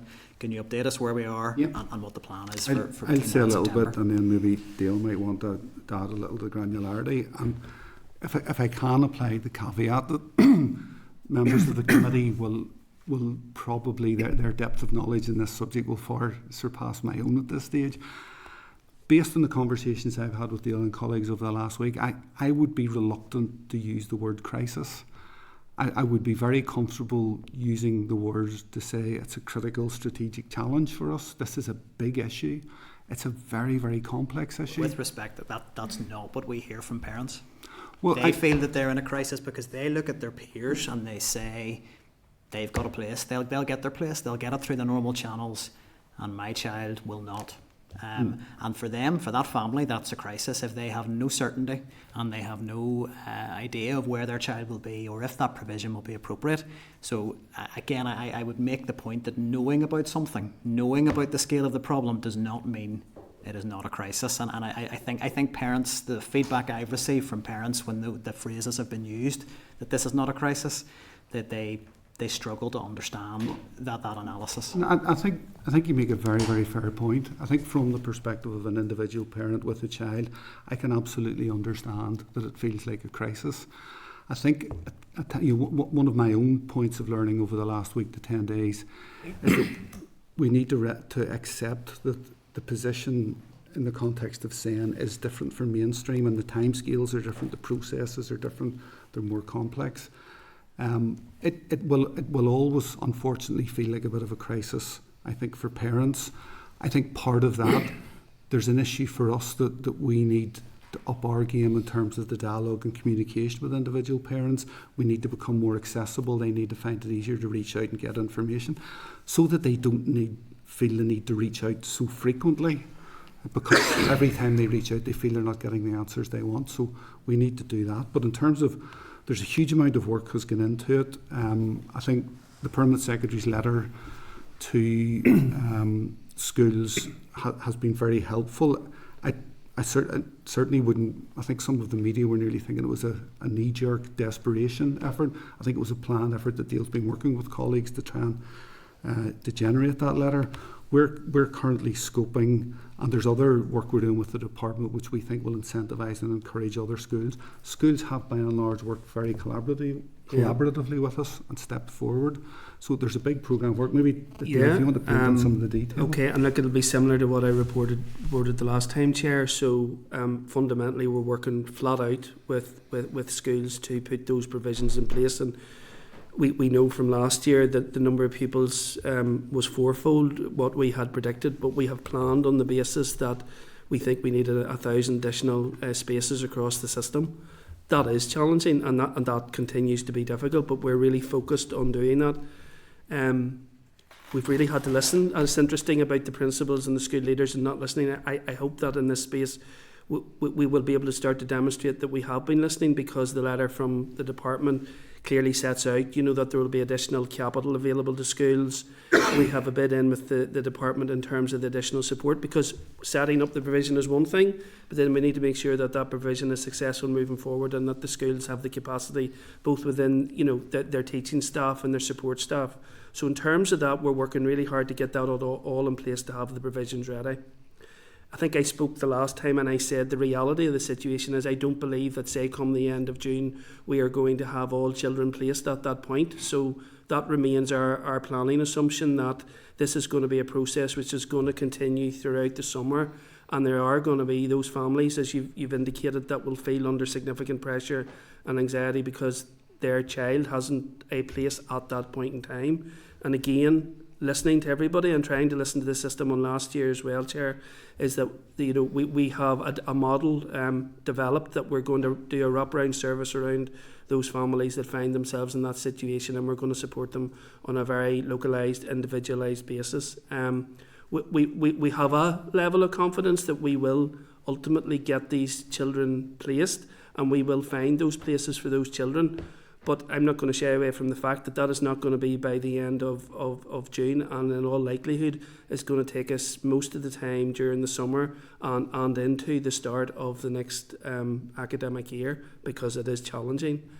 But the letter's good. It really gives us, as the EA, additional levers to be able to go out and talk to colleagues at schools and principals and Board of Governors and school communities, and hopefully we're able to support them and encourage them where maybe they felt uncertain or unclear about being able to take on a provision, that they're able to do that, and we'll do whatever it is required to get that provision set up as quickly as possible. Some of that might just require, they already have the space in the school and they just need the support, but some of it will require accommodation requirements. It might mean that they need modular accommodation, and again, the letter from the department has kind of said to EA, you go out and you do what you need to do to work with schools to get those in place. So I am confident that we will achieve the outcome, but I'm clear that it isn't going to be by the end of the summer, and we are going to have a number of parents that will continue to have that level of anxiety.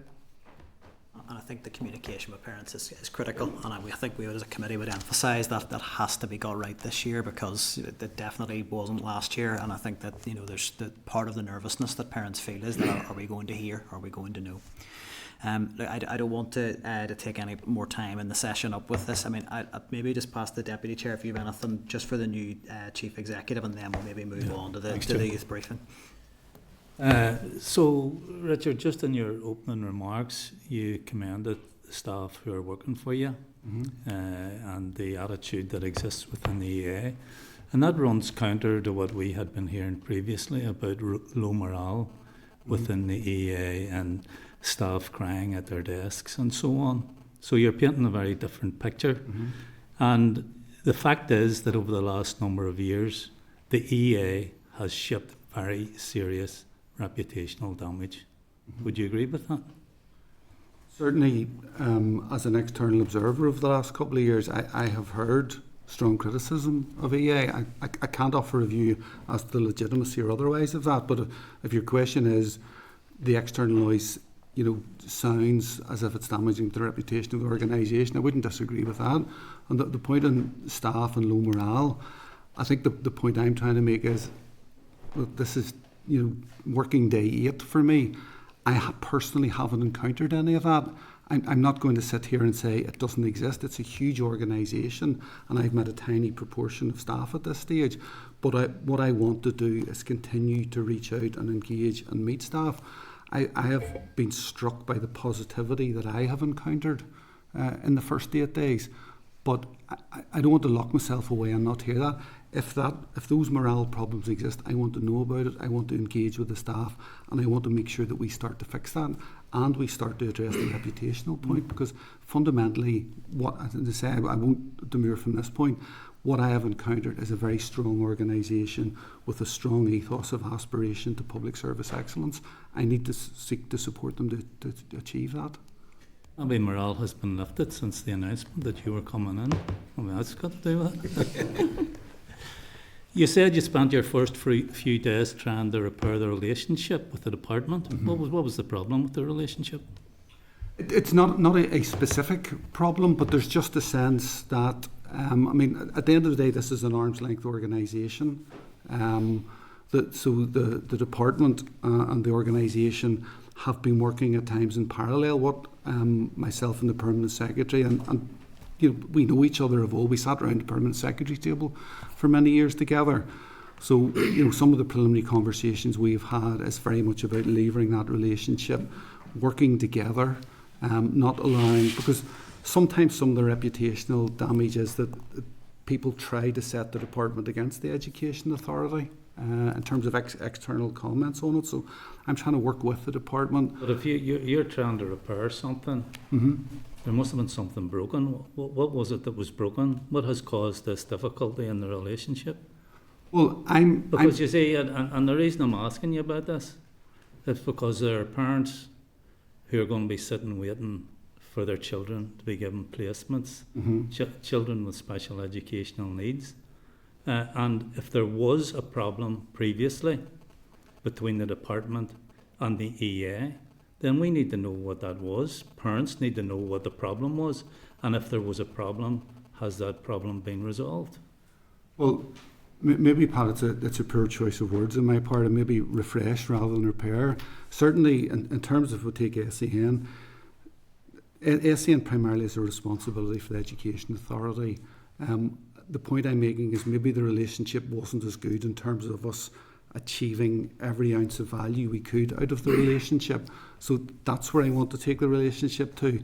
I'm certainly not saying that I'm coming into an organisation where people are saying to me, this is a terrible department, relationships are in tatters and there's a big job of work. What I'm saying is let's better leverage. So maybe, as I say, maybe repair is a poor choice of words in my part. We do know of confrontations between the department and staff within the EA. You know, there was obviously tension there. Well, look, I'm not aware of confrontations or tension as such.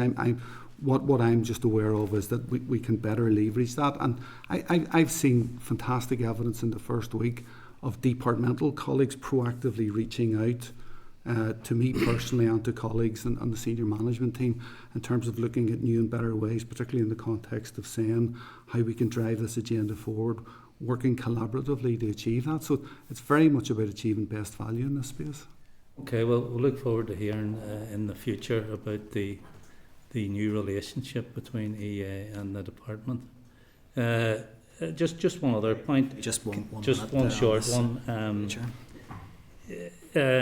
Just in terms of priorities for the EA, and there were decisions made last year by the department to cut quite a number of programmes that were wraparound support for children, the most vulnerable children, the most disadvantaged children.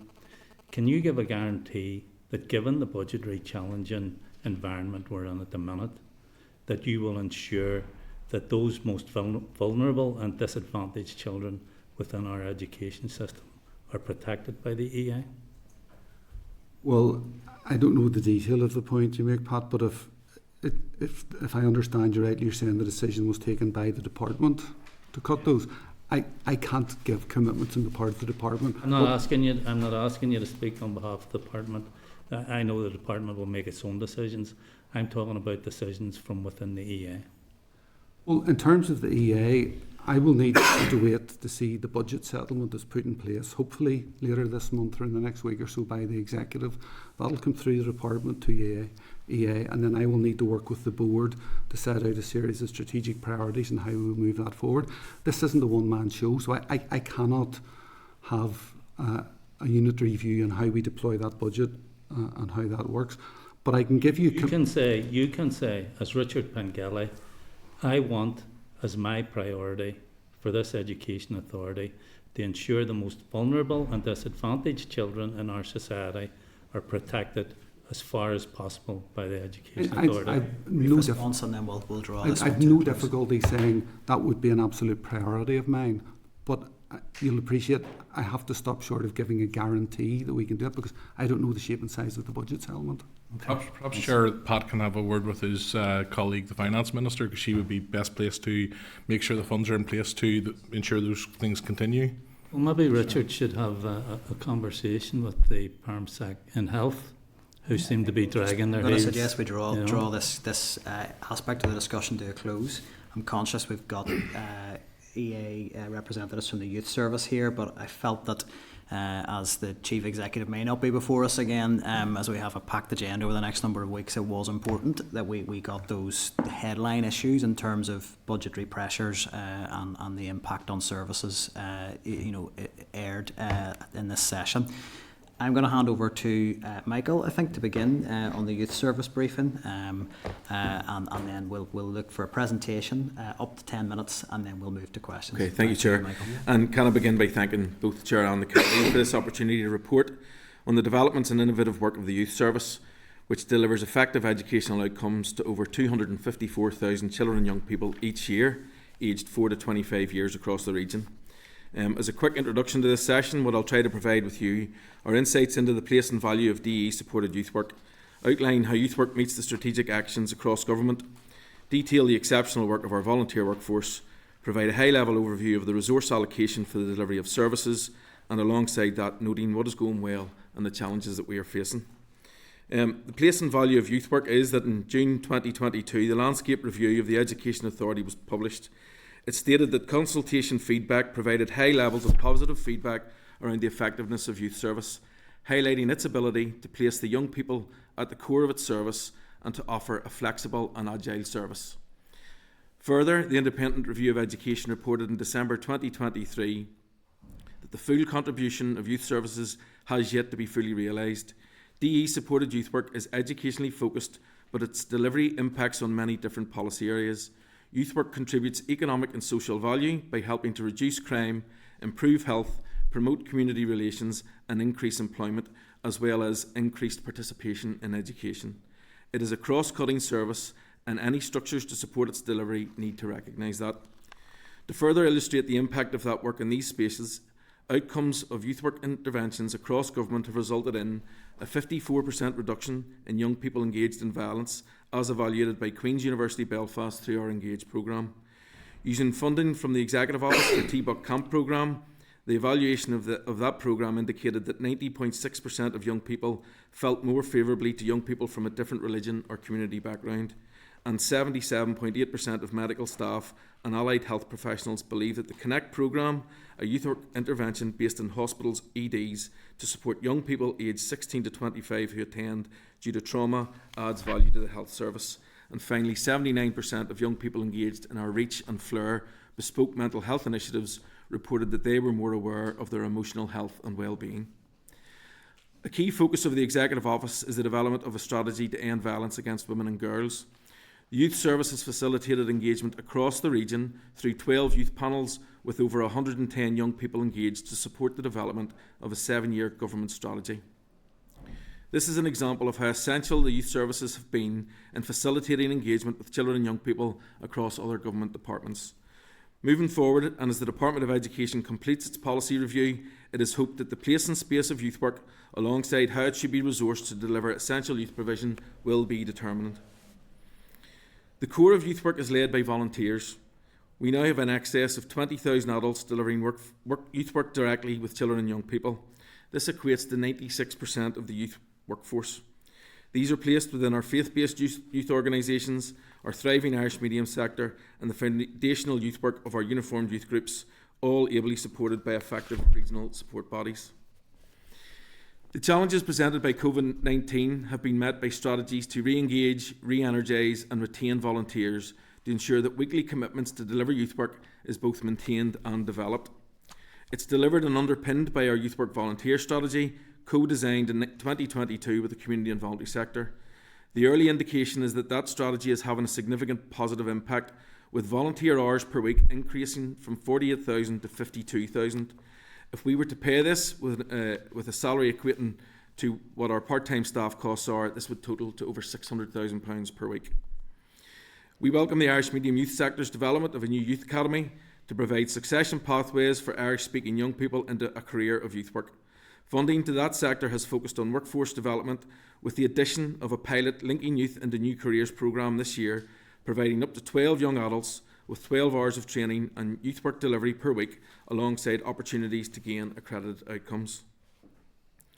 When considering the levels of funding that is available to the community and voluntary sector in 2022-23, generic non-targeted groups received 14% of the funding that was available.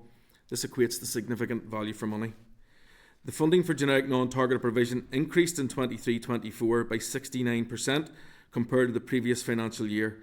This was to recognise the valuable contribution they make to children and young people and the disproportionate impact the increasing cost of living was having on their ability to survive. Whilst budgets are still to be confirmed for 24-25, the annual ring-fenced budget of almost £36 million enables delivery of the current Regional Youth Development Plan.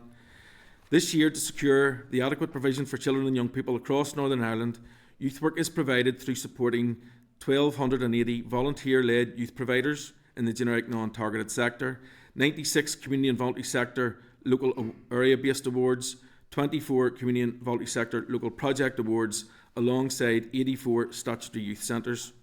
We absolutely recognise the dedication and commitment of all providers and the vital role youth services plays in all communities, including the positive impact they have on the lives of children and young people. In addition, the funding of outdoor learning through a resource allocation of 1.3 million is available to support schools and youth organisations with a focus on addressing educational disadvantage and ensuring that all young people have access to outdoor learning with subsidised costs. Access to outdoor centres and provision is prioritised based on the needs of children and young people, with 11,100 attending programmes annually. The newly developed and fully subsidised peripatetic services provides programmes to our most marginalised and vulnerable across the community, with an annual reach of 2,120 children and young people. Specialist resources have been developed for children with additional needs in Section 75 groups, including 10 trauma-informed spaces, a children looked after service focused on supporting primary school pupils, especially at times of transition, and the development of youth work through regional funding to meet the needs of deaf young people, LGBTQI+, young people in care, and young people with autistic spectrum disorders and additional needs. Practice and curriculum resources are being developed to further support voluntary sector colleagues in addressing the emerging needs of children and young people in emotional health and well-being, global education, digital approaches to youth work, and the development of life skills. With no capital funding being available in the 23-24 period, this has resulted in significant emergency works being completed using revenue maintenance budgets within the statutory services. However, a prioritised programme of capital works is planned and awaiting resources to ensure that youth work is provided to the right young people in the right places based on the Department's policy. Foundational to effective youth work delivery is the assessment of need. This has become more dynamic in nature, which has been made more possible due to the significant engagement with a wide range of key stakeholders, in particular our colleagues in the community and voluntary sector, but with a primary focus on hearing the voices from children and young people directly. Through evaluations completed both internally and externally, supported by outcomes from inspection, there is evidence of increased ownership of the service by children and young people. The daily work, dedication and commitment of professional staff within the community, voluntary and statutory sectors have led to both an increased reach with the most vulnerable and marginalised, as well as enhanced outcomes for those participating in the service. For example, there were 11,649 accreditations achieved by children and young people directly through youth provision in the years 22-23. Moderation and inspection reports on the delivery of youth work at a local level indicate that the quality of youth work provision provided by the community, voluntary and statutory sector is excellent. Out of a total of 590 moderations, 95% were rated as good or above. The Education and Training Inspectorate have noted that youth organisations have a high capacity to sustain improvement in the interests of all children and young people. Youth work at an individual and organisational level is strength-based. Learning from COVID-19 and the exceptional role that youth workers played has provided the workforce with the confidence to be agile and to drive innovative practice and programmes to meet the emerging needs of children and young people. Sharing practice and approaches has become a core feature of service delivery across all sectors, promoting continuous improvement. Engagement on an all-Ireland basis through the provision of a North-South practice hub has significantly supported the innovation of youth work, provided enhanced workforce development and enabled programme opportunities for young people to be delivered, widening their horizons through exchange programmes. But we do have challenges. The expectation of the Education Authority to fund an ever-widening range of youth provision remains a challenge.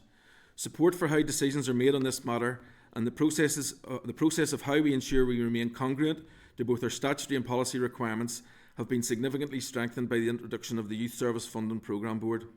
This body has added a robustness to the visibility and rigour of decision making and how the Education Authority should prioritise its resources. As the Education Authority has progressed with the work of the Legacy Education and Library Boards, there are some historical arrangements that remain a work in progress to address. As with many services, additional funding is required to support the significant cost of living and salary costs. This has been further compounded by a significant period of time when JNC terms and conditions have not kept pace with these rises. Whilst we appreciate the protection of a cash-flat budget, less can then be achieved year on year. The Independent Review of Education noted that the evidence suggested that the current funding for statutory youth work in Northern Ireland is underfunded, and should it receive funding on par with the youth sector in England, spending would exceed £70 million annually. The delivery of the existing Department of Education policy, in particular determining the roles of the community and voluntary sector against varied opinion and interpretations, can lead to a lack of clarity and tension amongst youth workers and organisations. Whilst recent legal advice has provided direction to this, the role of the Education Authority has focused on transparent and regular engagement with all stakeholders to deliver high quality youth work for all our children and young people. To conclude the input, I finish with a further quote from the Independent Review of Education panel. Youth services should be seen as a key partner with schools and colleges, working alongside educational settings to provide opportunities and experiences that formal education cannot. It is essential that youth services be seen both as a final component on an excellent education system, but also as a service that extends well beyond support for learning. This is our commitment to service delivery alongside our children and young people moving forwards. Thank you, Chair. Thank you, Michael. I'm just going to start probably with picking up a couple of things from the uniformed organisations who were in before your session. One of the things that they highlighted was that they'd had what seemed to me a relatively small bit of funding to fund a uniform hub, just to enable those organisations to coordinate, collaborate and deliver services in partnership. I think they did suggest that it was somewhere in the region of 25 to 30,000, and that had been something that the EA had sort of pushed almost to say that would be a scheme that you would support, but that funding's been removed. And they gave some quite practical examples of where that was impacting. They've even been able to collaborate on training and best practice. Can you give me any insight into why that funding was cut for the Uniform Hub and what can maybe be done to try and reinstate that service, which seemed to be very valued in delivering good value for those organisations? I can't speak directly to the reasons why there was a decision to cut a Uniformed Hub funding pot. I do know that with the inception of the funding scheme in 2021, all legacy arrangements finished and a new fund, regional strategic funding, came in its place. This would have funded all of those organisations directly to provide support to all their member organisations across 7 key areas. The policy does allow for collaboration within those organisations, and at times they have worked together and we have engaged with them, and at other times they have came to us on an individual basis due to the different challenges they were facing as individual organisations. We are currently reviewing the impact of regional strategic funding through the first cycle of the scheme, and we have the engagement from the member organisations themselves to reflect back to those regional strategic organisations with the hope that there could be a new revised model for how regional strategic support is given. We recognise that uniformed organisations often are in a different position to other faith-based and community-based organisations due to their support that they receive or their headquarter organisations elsewhere, and it's definitely an option that we would consider, as the policy tells us that there should be opportunities to support backroom functions like you've suggested. So that's something that we can obviously look at in the new review moving forward. Be welcome if we could be kept up to date with that, because it did seem to be a small sum of money that added real value for those organisations. The other thing that they referenced was just the sense that the funding they received was not sustainable, that it was year to year. They didn't have any certainty in terms of planning and being able to recruit, retain staff, or know for how long they could invest in a particular cohort of volunteers. What can the service do to try and improve that sustainability of funding for those organisations in particular? Yeah, well, I think there may be 2 issues that are conflated there and brought together. One is that whenever the funding scheme was launched, the intention was always that it would be a 3-year cycle, certainly for our more strategic funds. We would see that being regional strategic funding at that level to support local delivery, but also local area awards. And when the funding awards were released in November 2022, they were for a 3-year period. Decisions and the impact of the budget crisis and the financial position that we were faced with led the board to make a decision that they would initially fund for a year, and then they have then agreed to fund that for a subsequent year. There are varied voices on this. We do have some calls to restart the funding programme, and we have some that want that 3 years delivered in its entirety. We haven't been able to give the sector that confidence due to the position that we're in. we aim to have that confidence through the Youth Service Programme Board moving forward, put the position put in front of our board over the summer. It would always be our intention that the 3-year cycle should be increased, even if possible, but certainly a multi-year approach allows for that more medium and longer term planning, and that was always the intention of the funding programme from its inception. In terms of volunteering, there was a bespoke fund, regional fund, that was established to support volunteering after COVID because we had saw the reduction in that. That has to date proved very successful. We've seen a significant increase in the areas that we want to, which is more volunteers who are there and less time expected of those volunteers.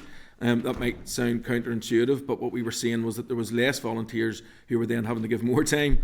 So what we are now seeing is the outworkings of that. Now, that will need to complete, and we will need to review that and for its impact, and then determine if that is something that we either need to refund or we look at how that support may need to progress moving forward. It's all right. No, you're all right. Housekeeping. Invitation there. That's grand. Is that the answer covered there? Yeah. David, did you want to come in on that point? Yeah, just because I think it links to this, and you can keep me right, sure, if you don't think so. But you're saying about the volunteer time and all that. They did also talked about the amount of paperwork they had to do for what was relatively small amount of funding being disproportionate. And could you speak to that, and why that is, and whether there's anything that can be done? Yeah, with that? again, and I'm happy to address that from 2 points again. So I do think when you have a regional organisation, there will be an expectation. They can receive up to £150,000 per year. There is an expectation that their work is also moderated and monitored, and then they report on the effectiveness of that. That was reviewed from the initial funding cycle because it was deemed as an approach that maybe was not fit for purpose. That has been piloted and assessed, and from a regional perspective, they have a different process for moderation now that really looks at how they support their local members and the work that they do. They will have to obviously report from a financial perspective and on the outcomes that they achieve as that regional group supporting local services.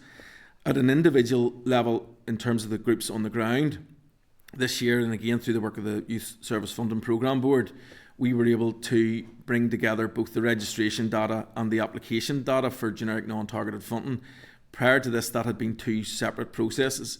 So now we're able to, through some digital innovation, bring the registration data over into the application for generic non-targeted groups, and therefore there are only 2 or 3 questions that they then have to answer to get access to that funding. That was in direct response to feedback we received from their needs through the management information systems process that we undertook with them.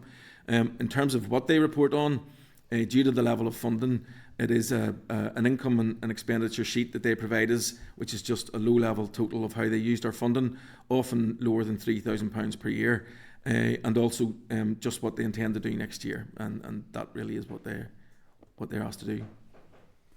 Deputy Chair. I'm going to leave Danny to. Okay. Danny, do you want to cover from that, and then we'll move on? Yes, no, thank you. I suppose I don't want to delve into too much what we done last week, so thank you for the time you gave me last week. We had quite a long meeting, but look, I suppose I just want to start with the briefing you came in with. See, I just asked the question, see on the children, that because they're at the core of this, and I appreciate all the work that all our youth workers do, and across all the sectors. 183,000, is that EA? No, that's everybody. That's recorded across the sector, yeah. So that's community and voluntary, uniform group, and all that there. So that's the figures. So the uniformed organisations are within the headline figures for generic non-targeted. Yeah. So that's the 70-odd thousand. The 183,000 would be local area, local project funds, regional project, and also then the statutory sector. The reason why it's important and why I'm asking that there then is that because it was something that actually came out of our meeting last week, and what I want to ask is that when you're doing up specifications and say that they pull in additional funding, that when you re-rate them up, now we disagree on I didn't use the word cut, but slice the pie up more. So what can happen within a DEA for talks if I use my own youth club, like my youth project, if we were to secure additional funding at the next year's specification, that money could actually be used and go elsewhere. So my point would be that there's our numbers of the young people that we're engaging with. That's something to be celebrated. However, we can end up being punished. by acquiring additional funding elsewhere when it comes to then getting a specification the following year. I think if that's, look, from a planning perspective, this is the way I have to look at it. So the statutory requirement on us is to secure adequate youth provision. Also contained within that article is the recognition to know what is already there and to take consideration of that. Now that's twofold. One is that adds some level of protection for voluntary providers within an area, because it means that the EA can't then just go in and stamp over an area where there's already a viable provider. But secondary to that, where there is already significant funding going into an area, we must take consideration of that when we determine how our resources would be allocated. Now, the slice of the pie analogy that you've used would also then dictate that if it's not being spent within your organisation, it will be spent by another organisation. So in a way, it should be seen as complementary rather than competitive. And Michael, you're using the numbers of it. That's my point in it, and that's why I brought it up. That you're putting it there, there's the young people that we work with here, right? Mm-hmm. So even if you put £1 of the EA money into it, you could technically claim them numbers. No, so under our funding principles, we only fund what we ask you to do, and they only report on our supported work. We don't receive additional figures for other funded work. Well, what I mean is, if you put £1 into it, I'll give. So I'll go down our route, but then, so how many young people is the statutory body then? What's the numbers of you that you're? We need to get to that. Our figures go into. We report on the sector, so we need to be able to do that. That boils into again my point then. So again, we'll disagree on the word capped, but the what goes into the community and voluntary sector is in around the last number of years around 13 million out of the budget. So say for talk's sake, 13 million of it's in the community and voluntary sector, and their numbers equate to 120,000 young people. Yours is 60,000. Yet there's over 20 million goes into the statutory bodies. Yeah, look, well, and I can always follow that up directly with you, but I wouldn't recognise the term capped, and I know we've kind of had this conversation, but it is useful, I think, to chat about it. If anything, year on year, what we have saw is an increase of the proportion of the core allocation going into the community and voluntary sector since the inception of the funding scheme, and I think very much that was the direction that it was to take. It was to allow us to promote collaboration and partnership and look at where there were viable providers and ensure that they were supported and encouraged to deliver those services.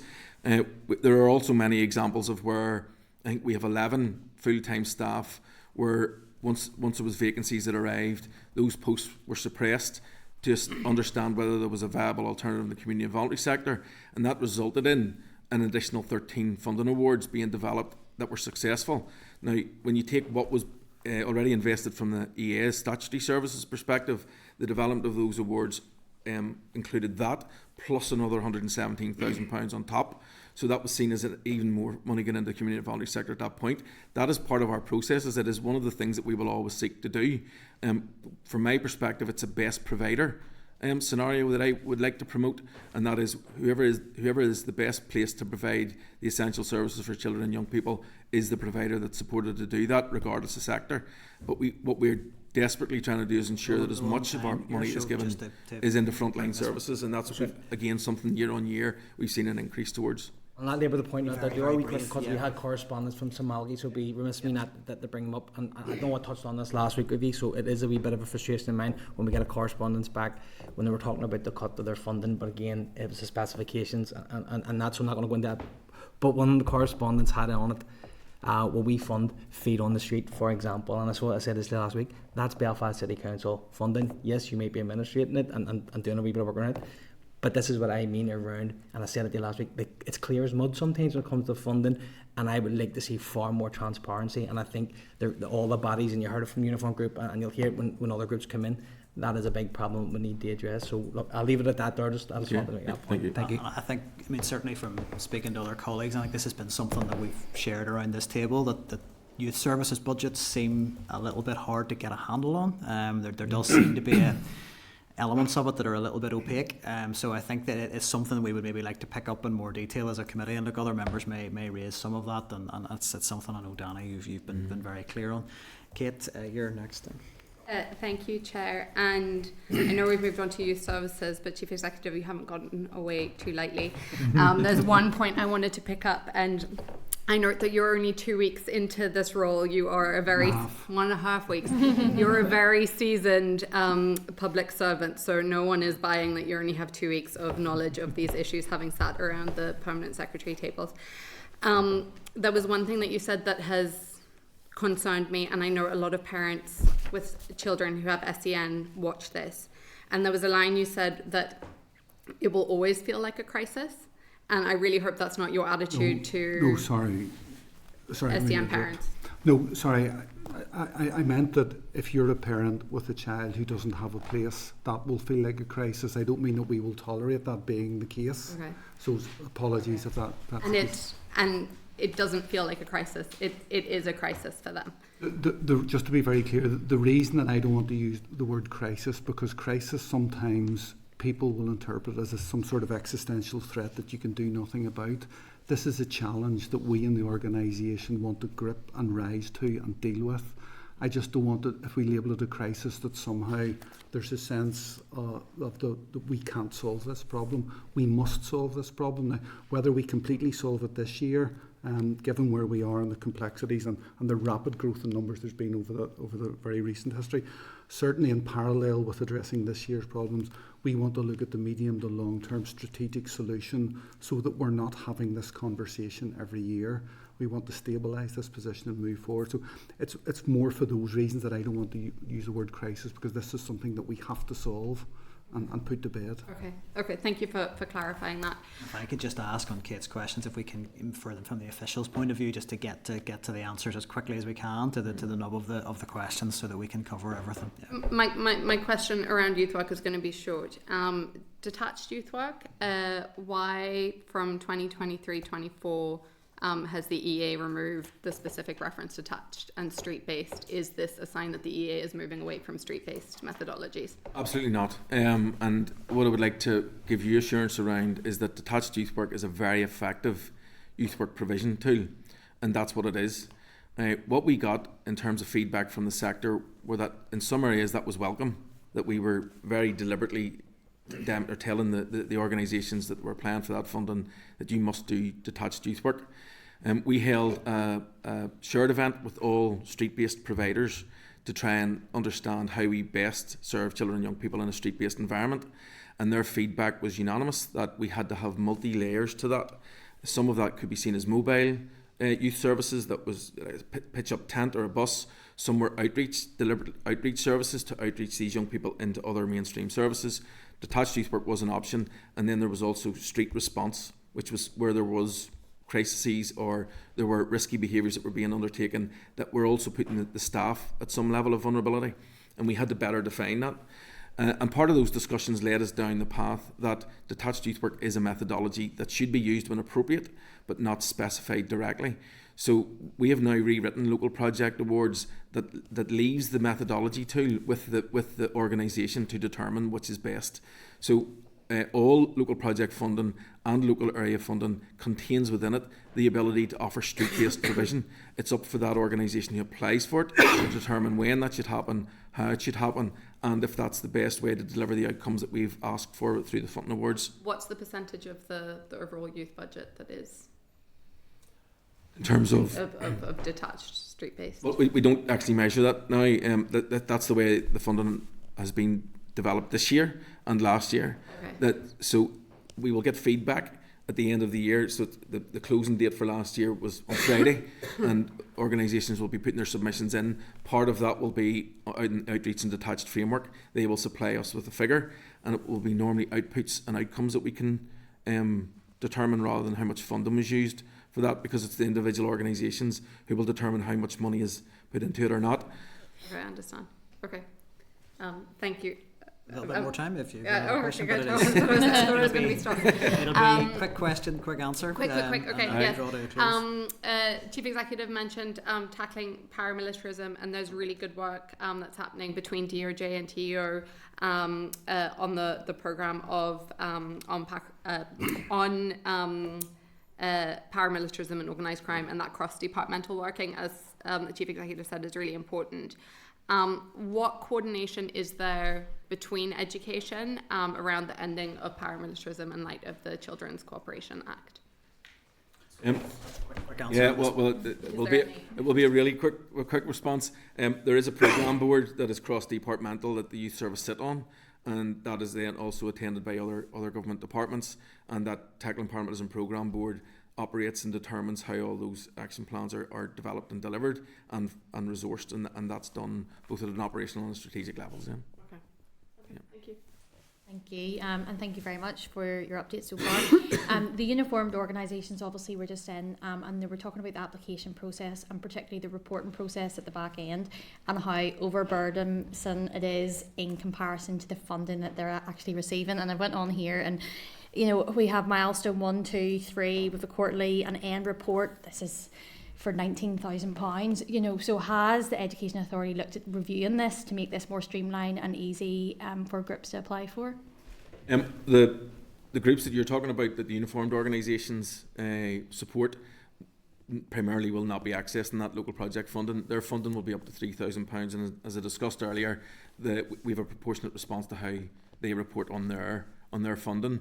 In terms of the £19,000 awards, this is feedback from the sector as how they would like this, and also feedback from the children and young people about how they would like their voices heard in the development and delivery of services. So that has actually been a change this year that we have implemented as a result of engagement with the sector. So that has become, or that will become, a lot more streamlined, easy to... We yesterday appointed a data analyst who hopefully will also make it even more streamlined. We are trying to harness digital transformation where we can. We obviously are very aware that it's a challenge to our sector. You know, when I spoke about the 1,280 groups that are funded through generic non-targeted funding, many of those groups are not digitally literate yet, and we offer support through our funding officers and our local senior youth officer teams, as well as the regional support organisations, to try and support those groups as much as we can. No, that's great, because I'd like to see any barriers that are there just as much as possible to allow access. We have a requirement to try and reduce bureaucracy where we can, and having come from the old systems, this is actually quite a lot better. And I don't need to go over this, but obviously you know the problems we're going to have with SEN and the demand that's increasing. So again, with the uniformed groups there that were in, they were saying that they were seeing the demand within their services, and they are finding it challenging. They need the support, but obviously again we come back to funding. So is there anything kind of, I mean, in the short, medium or long term that you're looking at to provide a statutory support for funding those organisations to make sure that they have the skills to support people with SEN? Absolutely. We recognise it's a change in demographic that's occurring, and we can't, hide behind that. Our assessment of need is telling us that we don't have, like schools, specialist provision to support individual children and young people into the voluntary or the statutory sectors of youth service. It is a priority for us. We absolutely agree with that, and we were recently talking to a group who said they had 300 of a waiting list. Now there are significant issues around that because we aren't able to triage that. It's not our waiting list. What was reported to us was things like some of those young people just need a little bit of support, some need a lot of support, and so we want to try and understand that a whole lot better. We were able to make a connection with our head of regional services last week, and that's going to be work that's going to be undertaken. What we've done to date is we look at things around accessibility. That's what we're trying to do. How do we make our services as accessible and inclusive as possible? So number one, our buildings is a primary example of that. There is now a renewed risk because we didn't receive a capital budget last year, and we're not aware if we're going to receive one this year, but there has been work done to that. All new builds, everything that we're doing both in the voluntary sector and the statutory sector will be as inclusive as possible.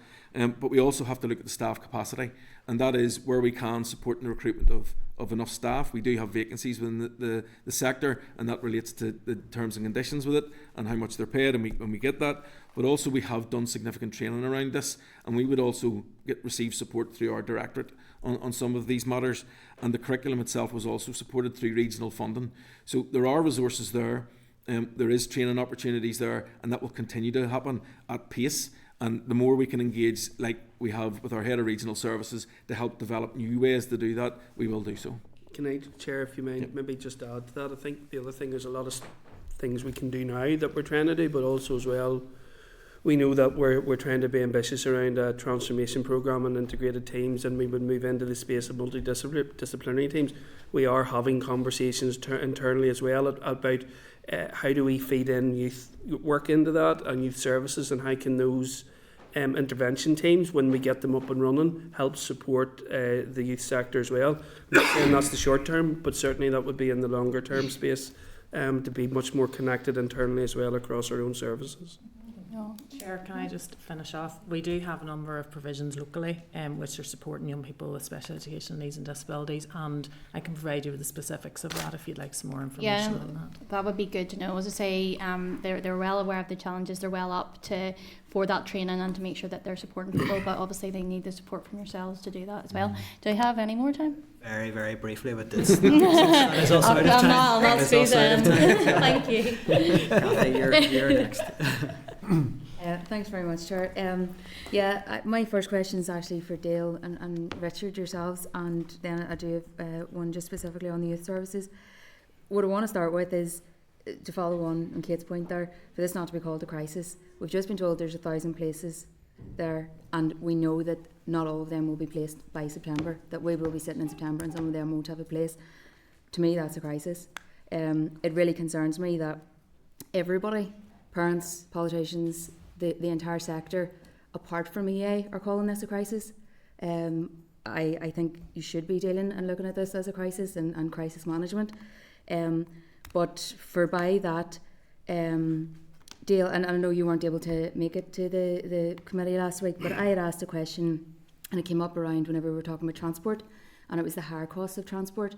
But it was specifically around schools who hire the transport to take children with autism and learning difficulties to swimming lessons, and the increase in that, the cost of those, the dramatic increase in the middle of their budgets already set and everything like that. The answer I got back was that this was part of a full recovery of costs. What does that mean? What does that term mean? Look, it's very straightforward. So for many, so there was the legacy boards, and that was all done very differently and in very simple terms. So if the bus is going to go 20 miles, it needs X amount of fuel. If it's a driver and that driver's being used, then that driver, if it's 2 hours of time, it's 2 hours of labour. So whenever we say full cost recovery, it's basically the cost of operating that service over and above what our normal operating cost would be.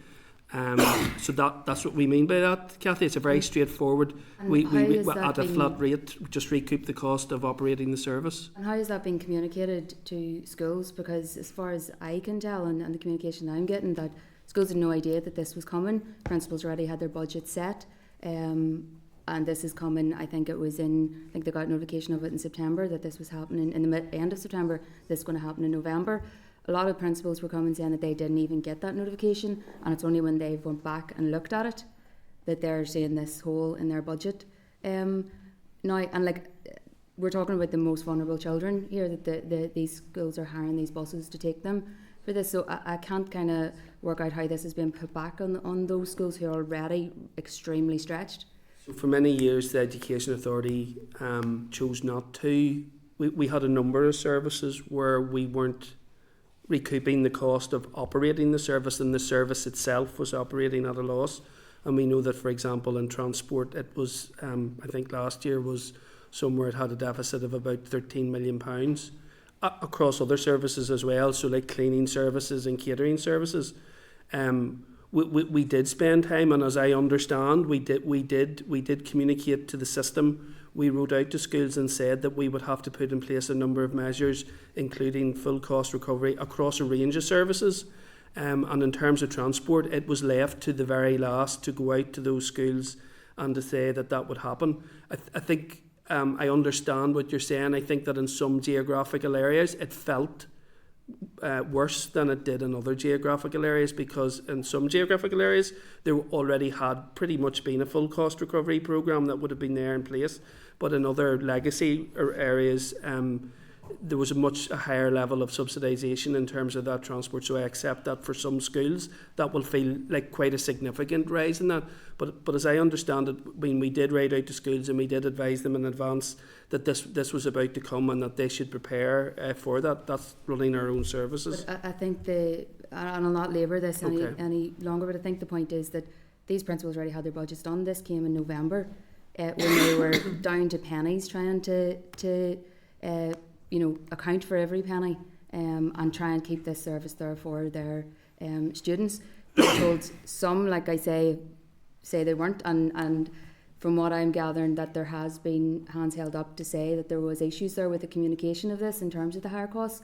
So can you understand the frustration of principals when they have their budget set, or them being told that they have to try and find this? Go to parents and tell parents that we can no longer take your children to these swimming lessons.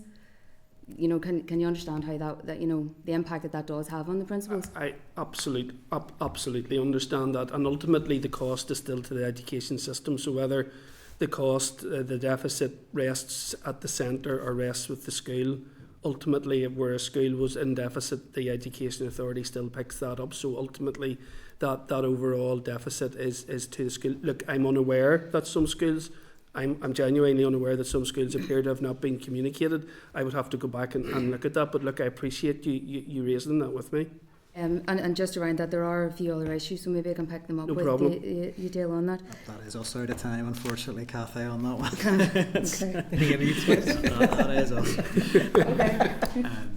David, I'm just going to bring you in. You were in earlier, but just for a brief question, maybe a couple of minutes for anything that you want. Yeah, just I'll not ask a question on this, but just to say, I was very interested about the Connect programme. I wasn't aware of it, but also obviously taking place at the Ulster Hospital. So keen to hear more about that actually, and maybe pick that up after you. And I think we actually sometimes criticise whenever there's not joint working, but there's an example I think where there is joint working to meet needs across departments as well, and some of those pressures on hospitals being met by sort of the youth work as well. That's good. I just wanted to ask two quick questions. One, proactive engagement with schools around enabling them to open up their facilities to the likes of the uniformed organisations and for greater communities. Quite often here when we're talking about building new schools, the cases for them being that they're community hubs as well as schools. How do we make sure that schools are not disincentivised by wear and tear, by whether that's some kind of subsidy or some kind of understanding of the costs around that? And also, I don't have Danny's knowledge of the statutory youth work sector, but is there staffing issues in terms of trying to attract staff and recruit staff? How are those jobs sort of recruited? And I've just heard concerns from, not actually from my own constituency, more from Beaver, about how they've had to cut some of their junior provision because of staffing issues. And I'm just wondering, is there general issues around staffing? Two questions there. We're Do you want me to the end of the session, so up? just I think the answer to the first one is that's community use of schools, and actually that sits within another directorate. So I wouldn't want to speak to that, but I've made a note, and we'll go away and pick that up and come back to you directly on that particular point. Appreciate that. Thank you. And just to follow up on Dale's point, we have engaged with, especially the uniformed, in particular 2 or 3 of them, who want to explore the possibility of using youth sites as well, which is another thing. It still falls under the same principle though. Yeah. In terms of the second point around the recruitment of staff, I spoke to it in my oral submission around how in the past the JNC terms and conditions, even for part-time staff, would have been seen as quite attractive. It is a difficult job, it's an antisocial job, and the terms and conditions reflected that. We've seen a kind of freeze on that for a significant period of time now, and as Danny eloquently put this last week, there are people now who are earning more in Tesco's with less pressure. And that becomes an issue. So have we saw a difficulty in recruiting staff? In some instances, yes. But also what we are seeing, and I did report, was about the increase in volunteers and the amount of volunteer hours that are there. Often they progress into those paid positions once they gain a bit of confidence, and that is seen. Something that youth service should also celebrate is how it does progress young people through the youth service into it. I'm a product of the youth service myself. Never thought I'd be sitting here in front of the committee when I was a wee layabout in Craigavon. But that is a progression in the pathway there. It does exist. We support that through our pathways scheme into university education, and then there are jobs that are there. But obviously, if there is any review of the JNC terms and conditions, that would be welcome, because it does always help with the recruitment and staff. And Chair, you could just draw back, just one sentence, you could draw that back to actually some of the comments made by the uniformed organisations that we were talking about the funding, the small amount of funding that was removed from them earlier. Actually, more bang for your buck at times if you've got people coming forward and you're saving costs in terms of, you shouldn't be looking to save costs on that basis, and I think Danny would be keen to say that.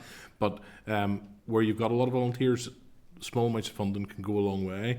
Absolutely does. We recognise that. Yep. Thank you, Chair. Thank you all for being here. Richard, thank you as well. My question actually follows up just from what David was chatting about there, and it's about staffing challenges. So we know you talked at length about the difficulties with recruitment and retention. I don't know if you have the figures to hand, but could you outline to me how many unfilled positions there currently are across the EA? Is that a number you would have with you? Or in terms of the youth service? Yeah. No, I wouldn't have that at hand. Not something we certainly can follow that up with you directly. It's a very sort of movable feast. Yeah. There is ongoing recruitment always.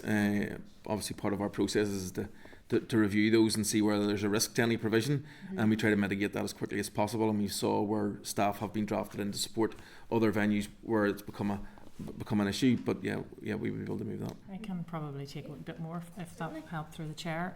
So we have a relief register for bringing staff in on a sort of short-term basis to support where there are gaps in staffing, and that's become a really significant thing at this point in time to support us filling gaps and ensuring services are continued to be delivered. But as Michael has said, one of the key things we do is really around progression routes for children and young people. So what we find is a number of our young people will work as young leaders in our programmes, and then they will progress into part-time staff and employment through the youth service in that way. And then we encourage them through other programmes. We have funded programmes like the LINK programme, which is linking youth to new careers, which has been funded in both the statutory sector and in the voluntary sector to support young people to take on leadership roles within the sector. And then, as Michael has touched on, we have a programme called the Pathways programme, which is around supporting people to come forward and they can complete their youth work degree within youth services and work with us at the same time. I can provide you with more information on that outside. Thank you. And then just on the staffing challenges then, I'm mindful there's thousands of temporary promotions within the Education Authority. In 2018 to 19 there was around 11,500. Now there's 16,131 this year. Is that a trend you think will continue? Is it something you're aware of? Do you think it's sustainable? And from a financial perspective, how much do we know is it costing you? In terms of youth service, we probably don't recognise that in the same status as maybe the wider organisation. We are a pretty small service when it comes to promotional opportunities. I think we were once described as a skeletal service. So that opportunity often is filled in the way in which it should be filled. That what you've presented as a wider organisational position that the youth service maybe doesn't just reflect as strongly with. In terms of, I don't know whether Dale might or might not want to add something about the backward-looking position, but for me going forward, that's something we need to address and stabilise. The reality is, quite often you don't fill posts substantively because the budget's not there, but the reality is putting someone in temporary promotion into higher grade costs the same as substantively filling it. We want to be a learning and evolving organisation that encourages and invests in our staff, and to do that you need to give them career opportunities and you need to have promotion pathways. So I think you make a very fair point that an increasing number of vacancies and temporary promotions isn't a sign of a flourishing organisation that has a feel-good factor about working in it. We need to address that. I think probably a bit of context, the spike in that will probably be around our classroom assistant colleagues. And I know there's been further engagement around the model of employment, so they operate on a temporary engagement process, so that will be part of that larger figure. And then obviously we operate temporary staff very much for frontline services, particularly catering, drivers, cleaners, youth service to some extent, and classroom assistants as well. I've spoken about classroom assistants. So I think that probably just reflects some of the frontline challenges that we talked about around, pay and grading and salary. But actually there's probably a cohort in there which is predominantly around the classroom assistants and the current employment model. How am I for time? We've got about a minute left. Oh, brilliant. I had a meeting there just with the National Deaf Children's Society, and you had touched there about inclusion and disability.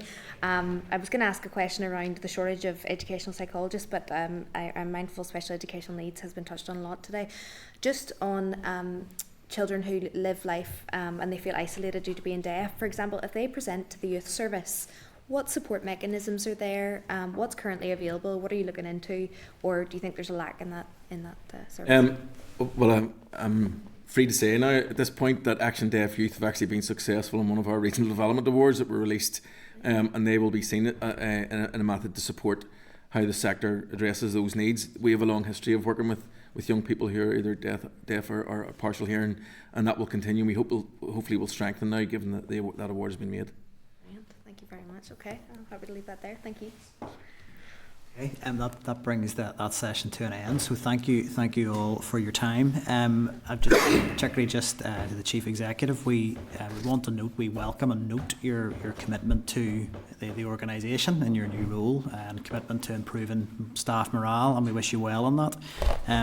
But we also are very mindful of the scale of the challenges, both in terms of immediate pressures, budgetary, and in terms of service delivery, but those longer term challenges around transformation. So the committee will look forward to engaging with you further over the remainder of your tenure. But we wish you well in your role, and thank you all for your time. Thank you. Thank you. Thank you. Thank you. Make contact with me, yeah.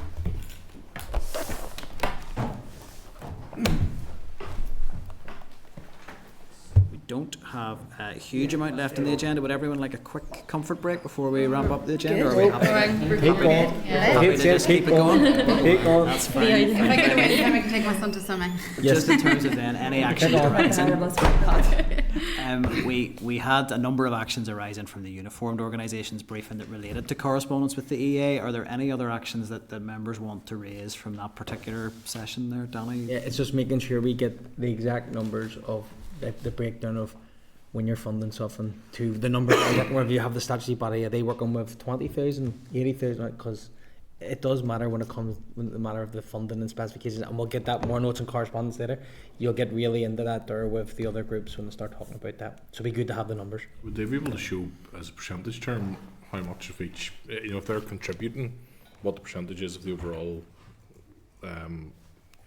cost of running a programme?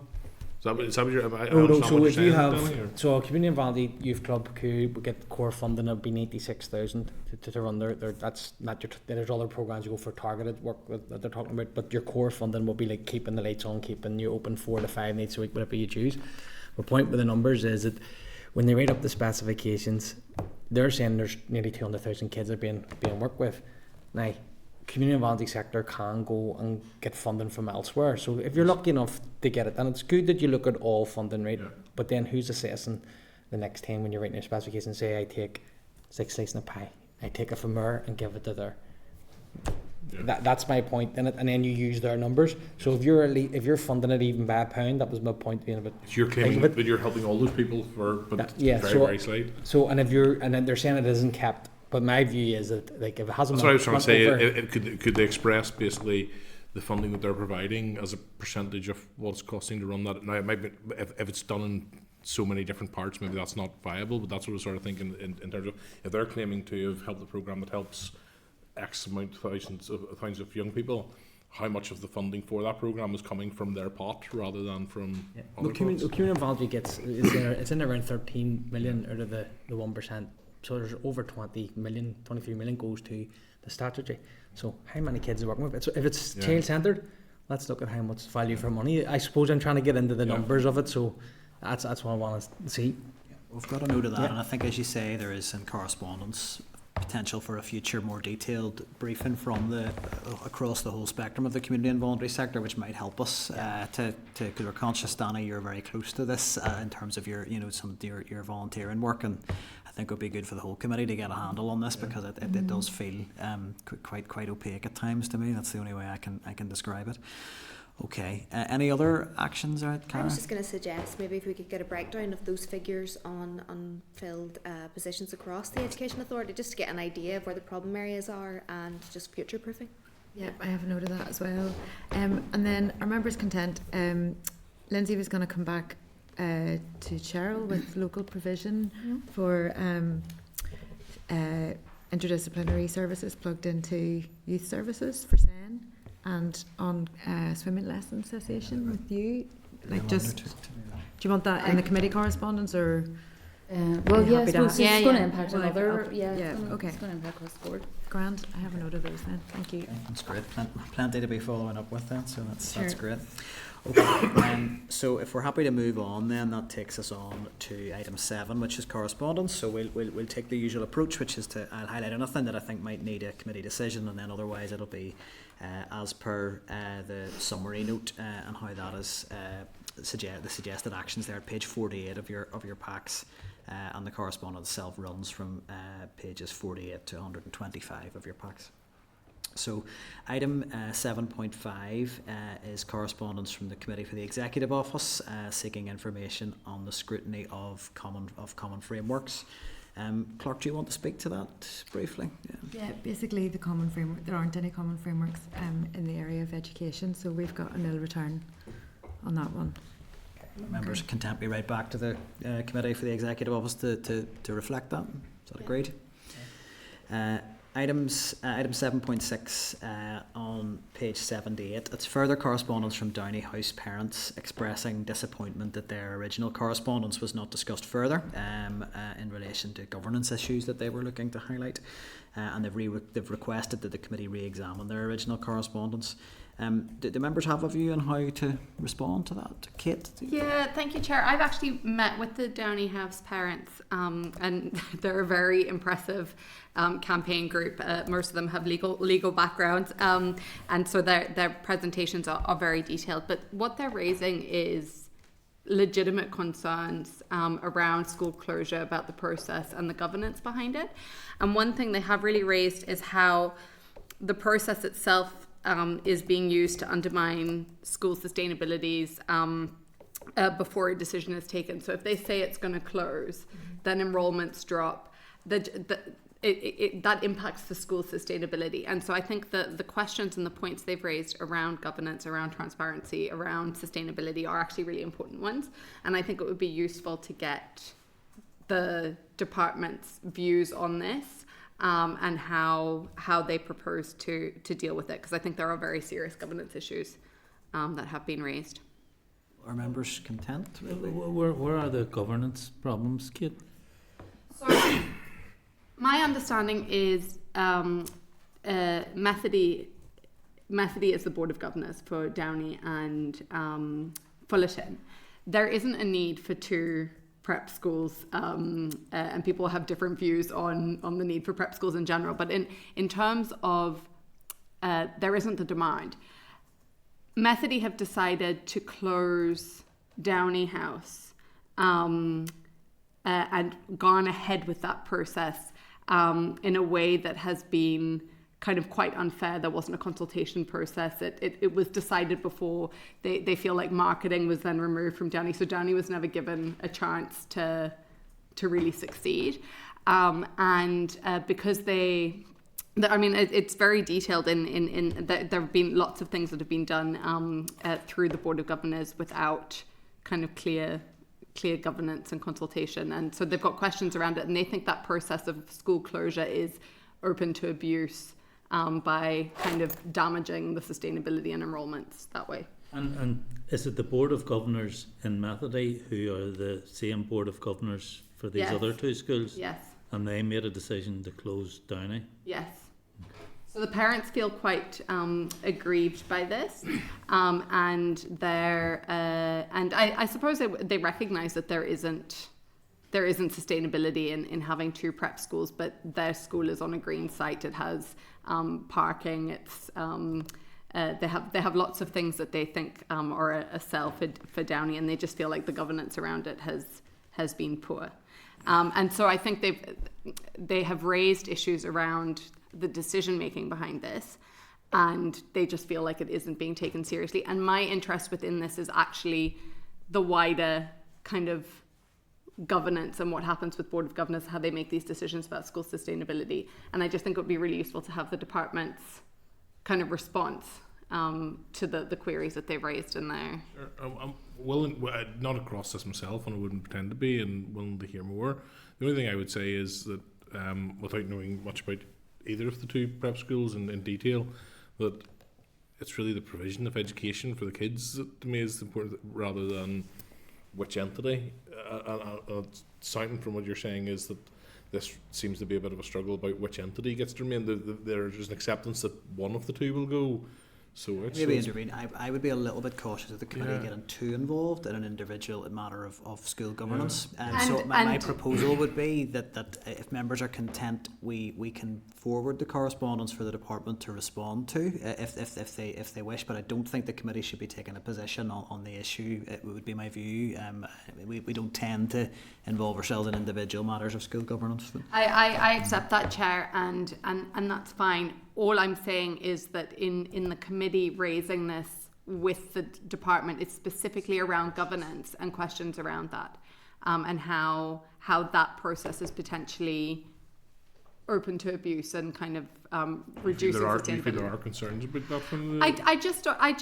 I mean, I'm just hearing. I've met with Methody and I've met with Downey as well. I have just heard their concerns, and I understand that there are concerns around the governance around it, and I think it would be useful for the department to look at whether this could be widespread. I'd just like to come in there. I agree with Kate.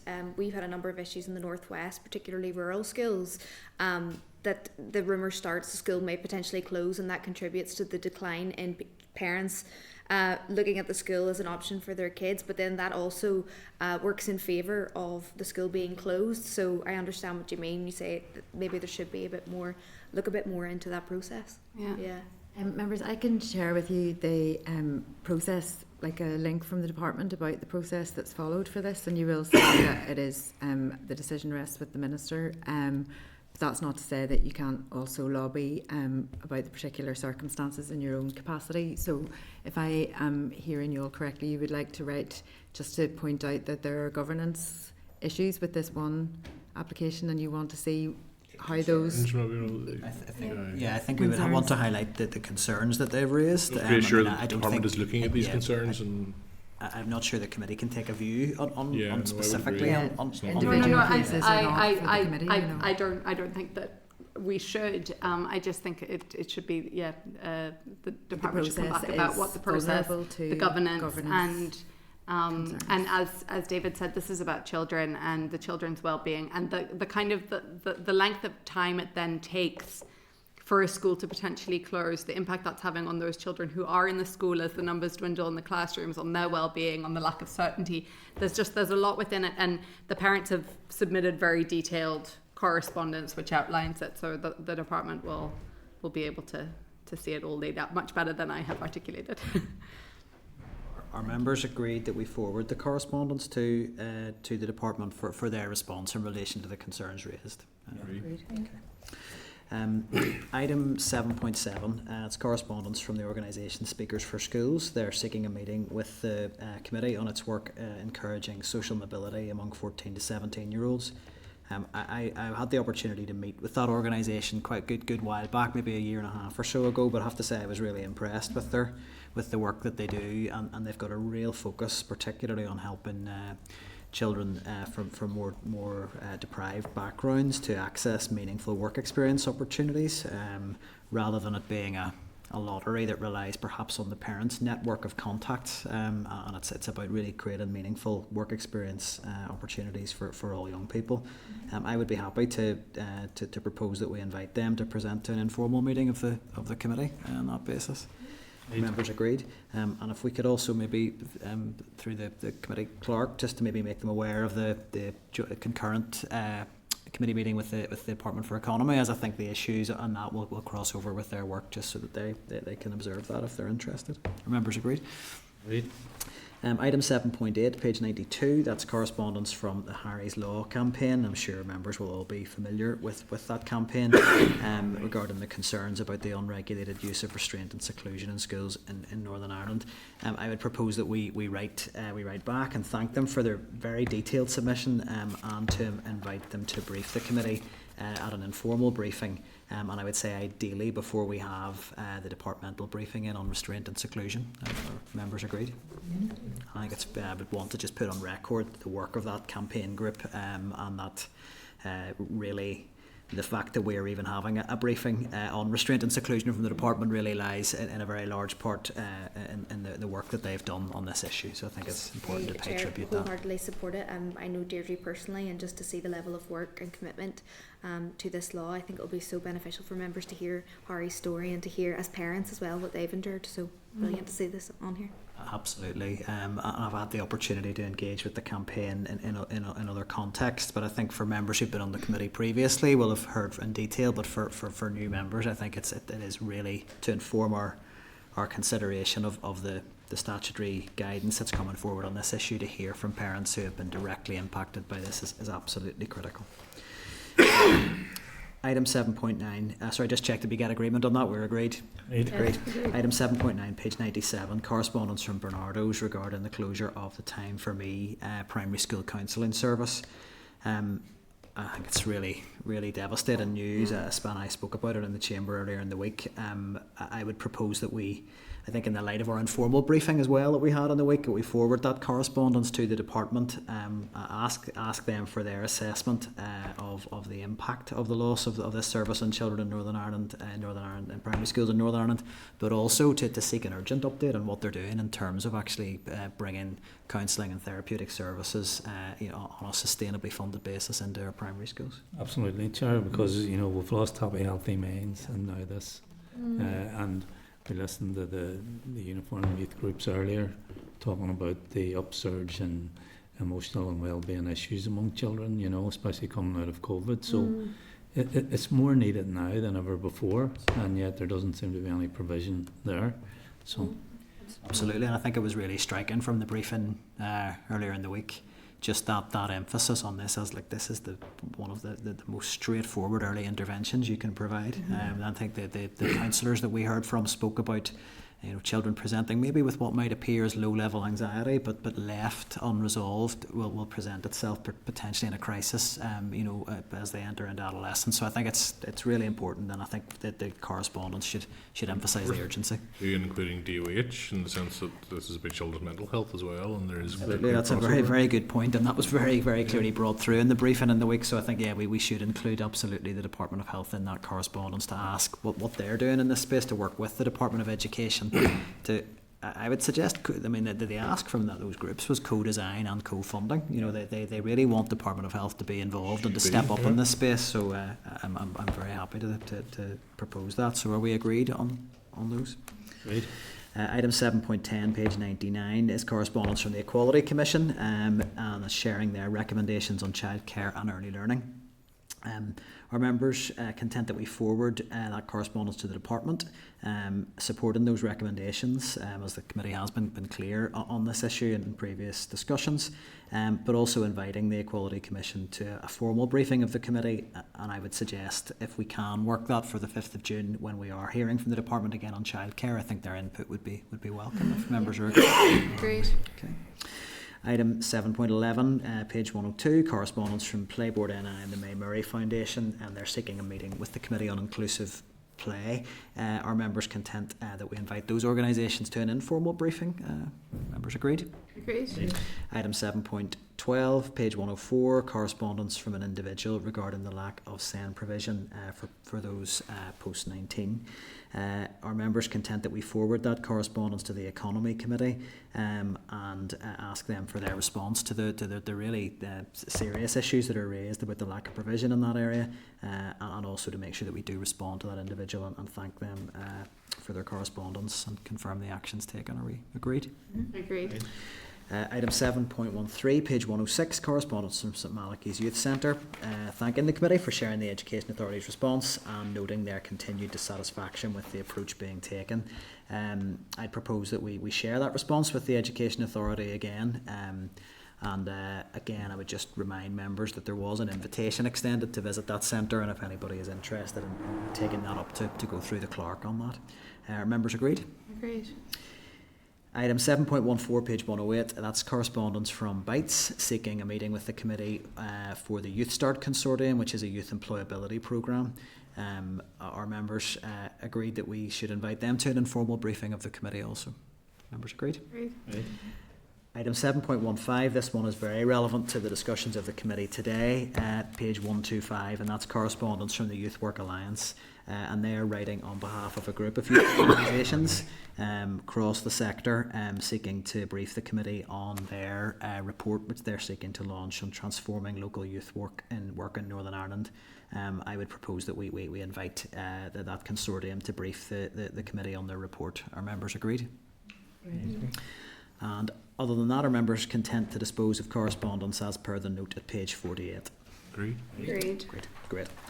Okay, forward work programme. So that's the updated draft forward work programme is page 135 of your packs. The only two things I just want to highlight before I ask the clerk just to speak to any other issues. I do note, and I know we're only in April, but we will be at the end of June before we know it, and I think it's important that we do get a slot nailed down for the Minister to attend again. I think it would be remiss not to be having that session before we hit summer recess. So our members agreed that be factored into the forward work plan.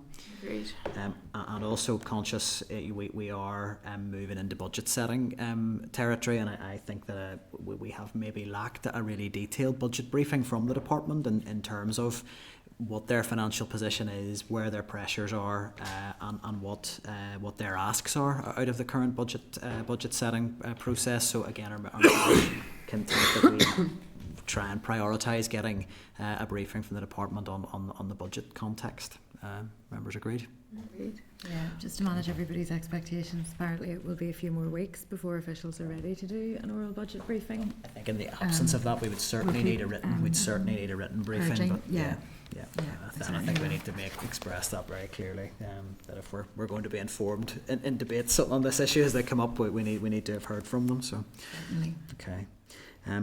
Is there anything else through yourself? So Clark? just next week is off-site, everyone. It's at the Forest School at Clandeboy, and there'll be an opportunity to have lunch and to work on committee values, committee priorities, to hear research on RSE that will help inform your terms of reference for your mini inquiry. Also to hear a report from research on the Children's Services Coordination Act that'll help inform your concurrent work maybe with other committees afterward as well, and just to look at how we're planning, how we're motoring, how you feel about all of that. And then we'll hear as well from the Forest School and some of the urban schools who have become forest schools, and there's a visit, like a walk around to see young people doing forest school activities. And there's also an invitation to the house at Clandeboy for tea. So wear comfortable clothing and try to wear waterproof footwear. What time does that kick off at? Lunch will be available from 12:30. Sorry, 12:30. Yeah.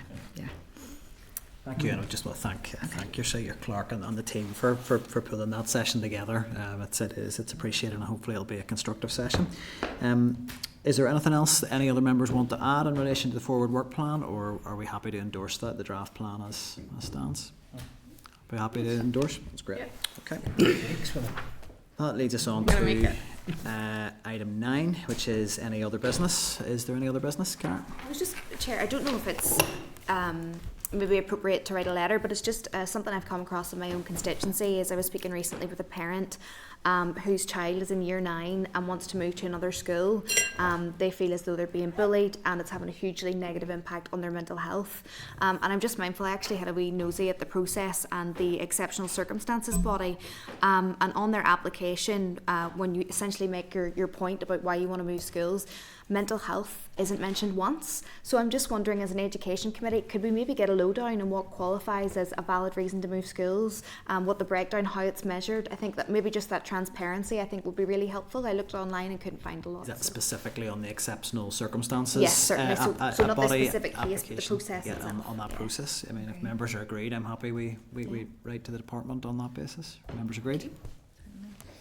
Okay, so that's us on to item 10, date, time and place of next meeting, and that will be, as we've just discussed, Wednesday the 1st of May at 1 p.m. in the Fraser Room in the Clandeboy Estate.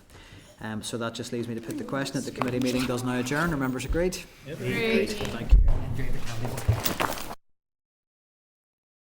Committee Room 29, Sound.